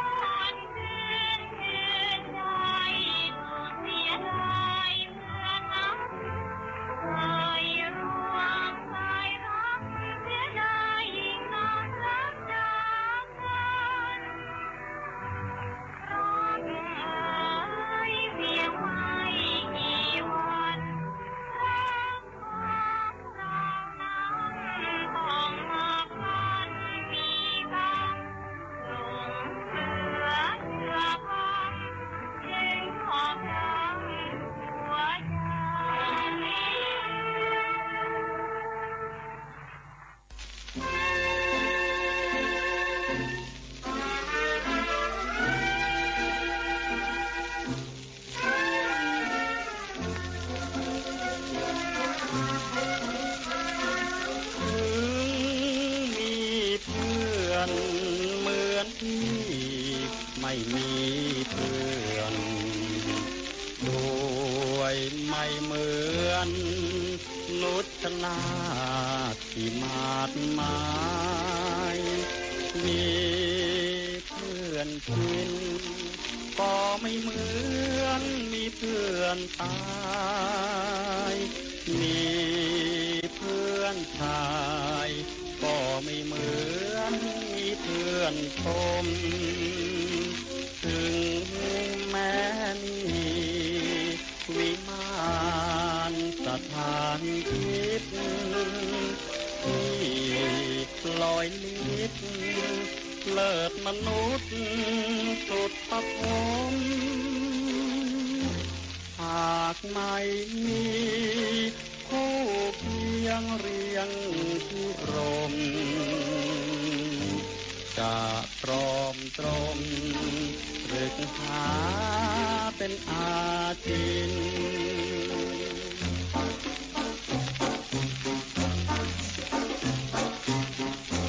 ถึงมีเพื่อนเหมือนที่ไม่มีเพื่อนด้วยไม่เหมือนนุชนาที่มาดหมายมีเพื่อนกินก็ไม่เหมือนมีเพื่อนตายมีเพื่อนชา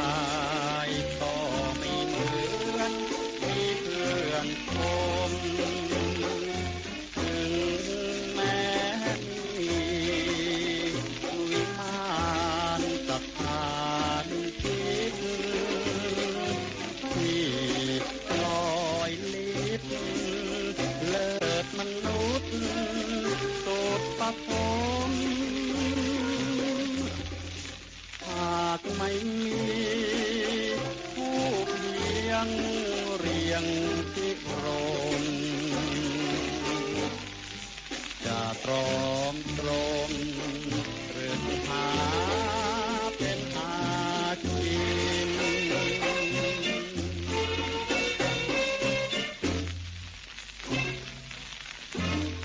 เพลงเพื่อนรักเก่าและเพื่อนตายจบไปแล้วนะคะ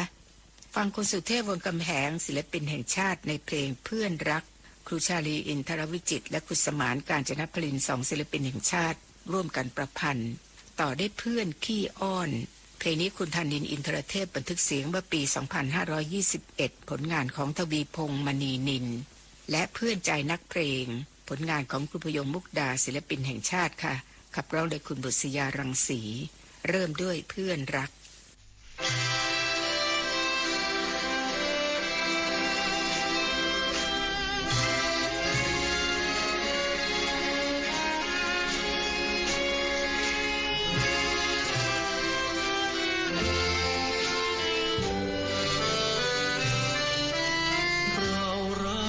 ชอบกันฉันเพื่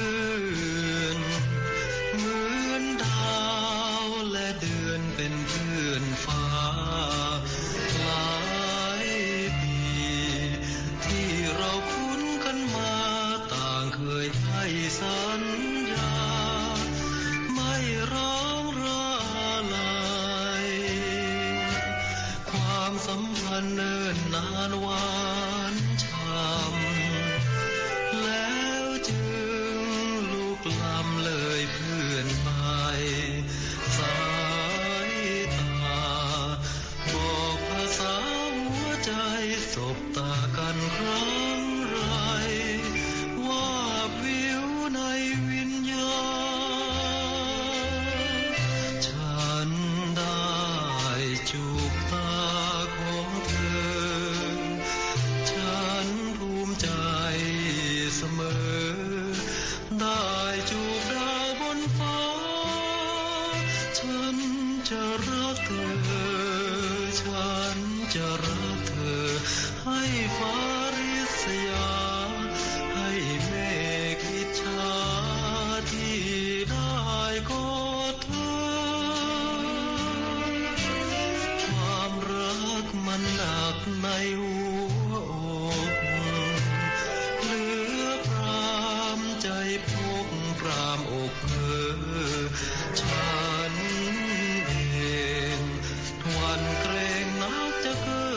สุดแต่เธอกรุณานะแม่เพื่อนรัก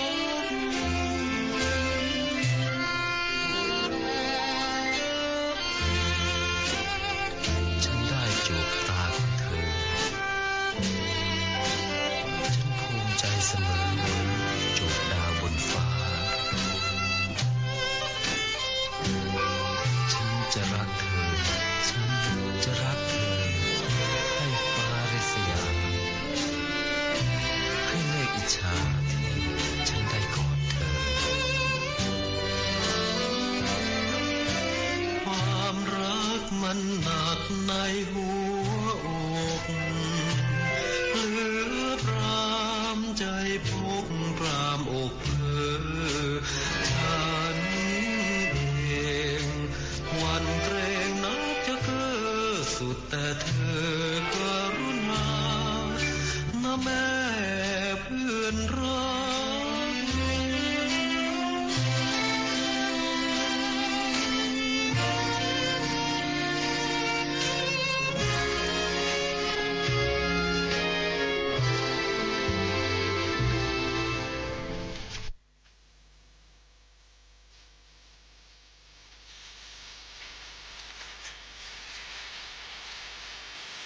ข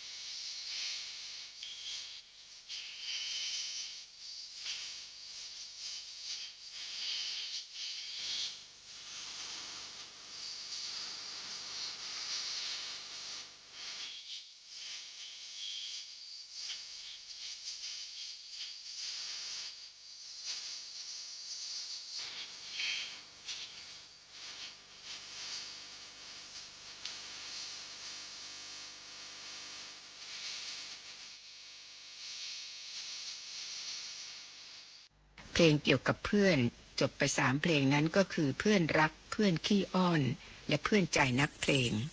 ชุดต่อไปเริ่มด้วยเสียงคุณนิรมนต์อิสรางกูลณอยุธยาค่ะคิดไปใจหายสุนทรยาหน้าเวียงการและคุณสมานกาญจนพลิน2ศิลปินแห่งชาติเป็นผู้แต่งคุณชาญเย็นแขในเพลงฉันยังคอยเธอคุณสไลไกรเลิศและคุณเกษมมิลินทจินดาร่วมกันประพันธ์และเพลงที่3แมกไม้ละเมอพรทิพย์คีตเสวีบันทึกเสียงผลงานของครูไพบูลย์บุตรขันธ์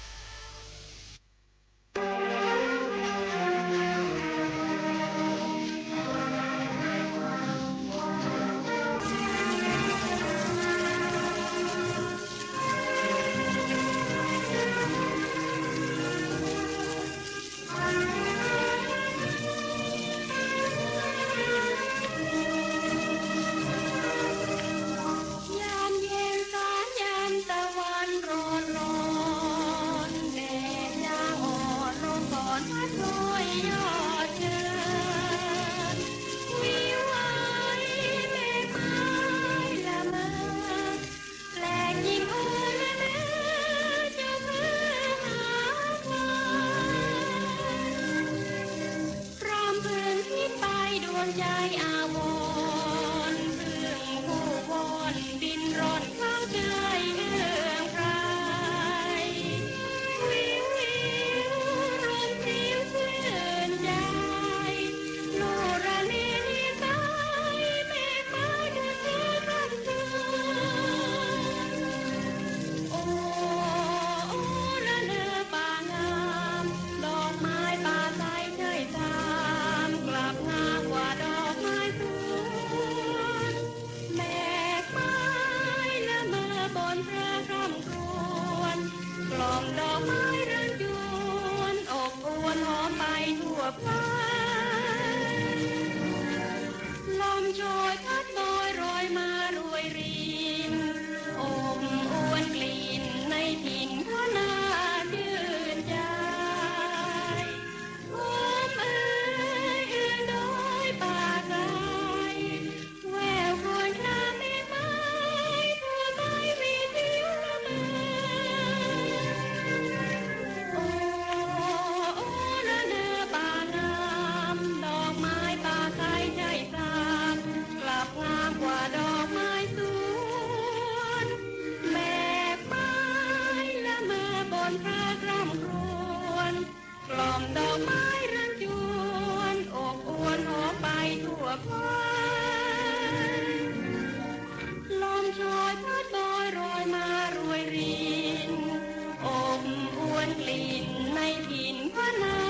ชื่นใจหอมเอ่ยเอื้อนโดยป่าไกลแววครวญคลาเมฆไม้ทั่วไปวิวละเมอ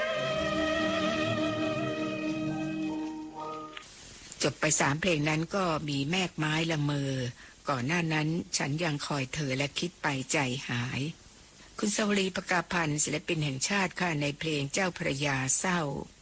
ต่อได้คุณสุเทพวงศ์กำแหงศิลปินแห่งชาติในเพลงใจนางเพลงนี้ส.สุวรรณทัศน์และคุณมนัสปิติสารศิลปินแห่งชาติร่วมกันแต่ง และเพลงที่3คุณประสานศรีสิงหานนท์กับเพลงโศกรักเป็นผลงานของวงสไล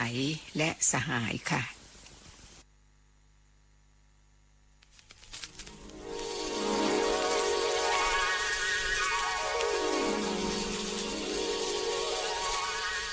เจ้าพระยาไหลลงมาท้องทะเลทำไมไหลเพื่อเอาน้ำจืดไปเติมให้รู้หรือไม่มันไม่จืดได้สมหวังเจ้าพระยาทุกเวลามีแต่สิ่งที่จีรังเพื่ออารีทุกชีวิตให้มีพลังพอสมหวังแล้วเขาก็เมินและนิ่งโอ้ฉันเช่นเดียวกับเธอเคยพร่ำพา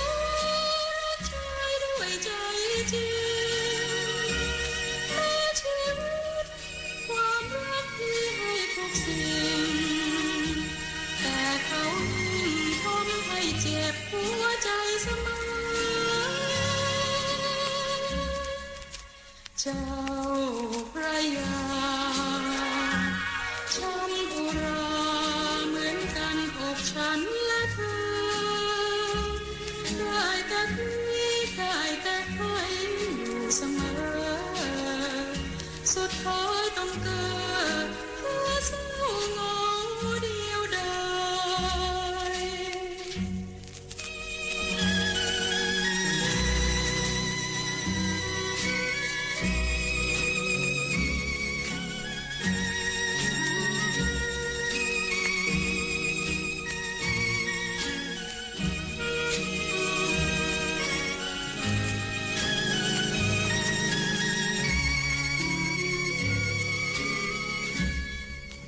เจ้าพระยาฉันอุราเหมือนกันอกฉันและเธอได้แต่ให้อยู่เสมอสุดท้ายต้องเธอเศร้าเหงาเดียวดาย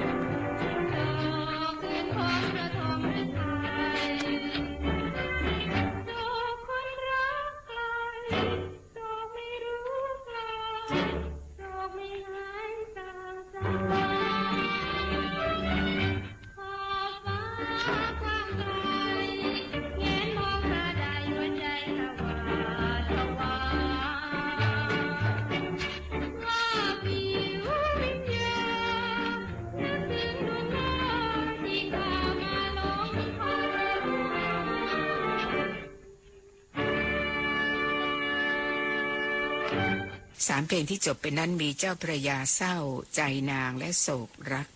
คุณเพียงพิสิริวิไลในเพลงสอนน้องเราจะฟังกันต่อไปนี้เป็นผลงานของนนปิยานะคะ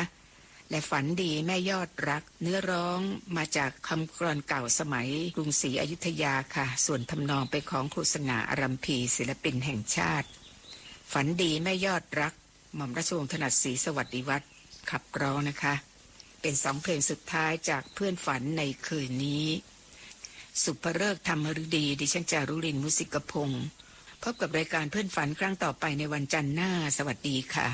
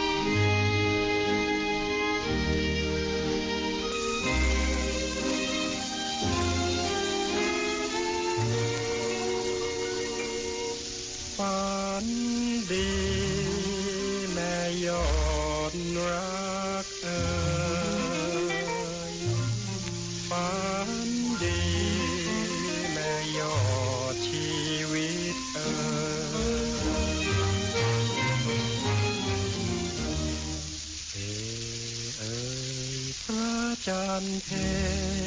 ญดูปลางแปลงวิมลโชนเคลื่อนคล้อยลอยพโยดูหน้า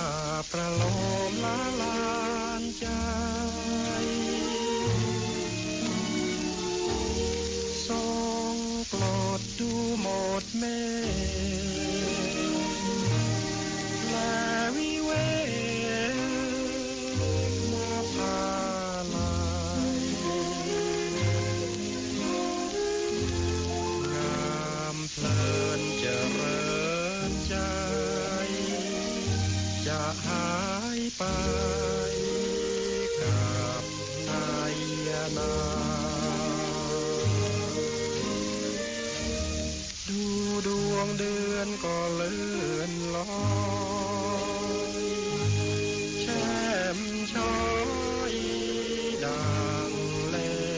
ขาดูน่ารักลักขณาพระจันทราช่างงามเย็นดวงเดือนช่างเหมือนพักนรลักษ์มองยิ้มริ่งเพลิดประเสริฐยิ่ง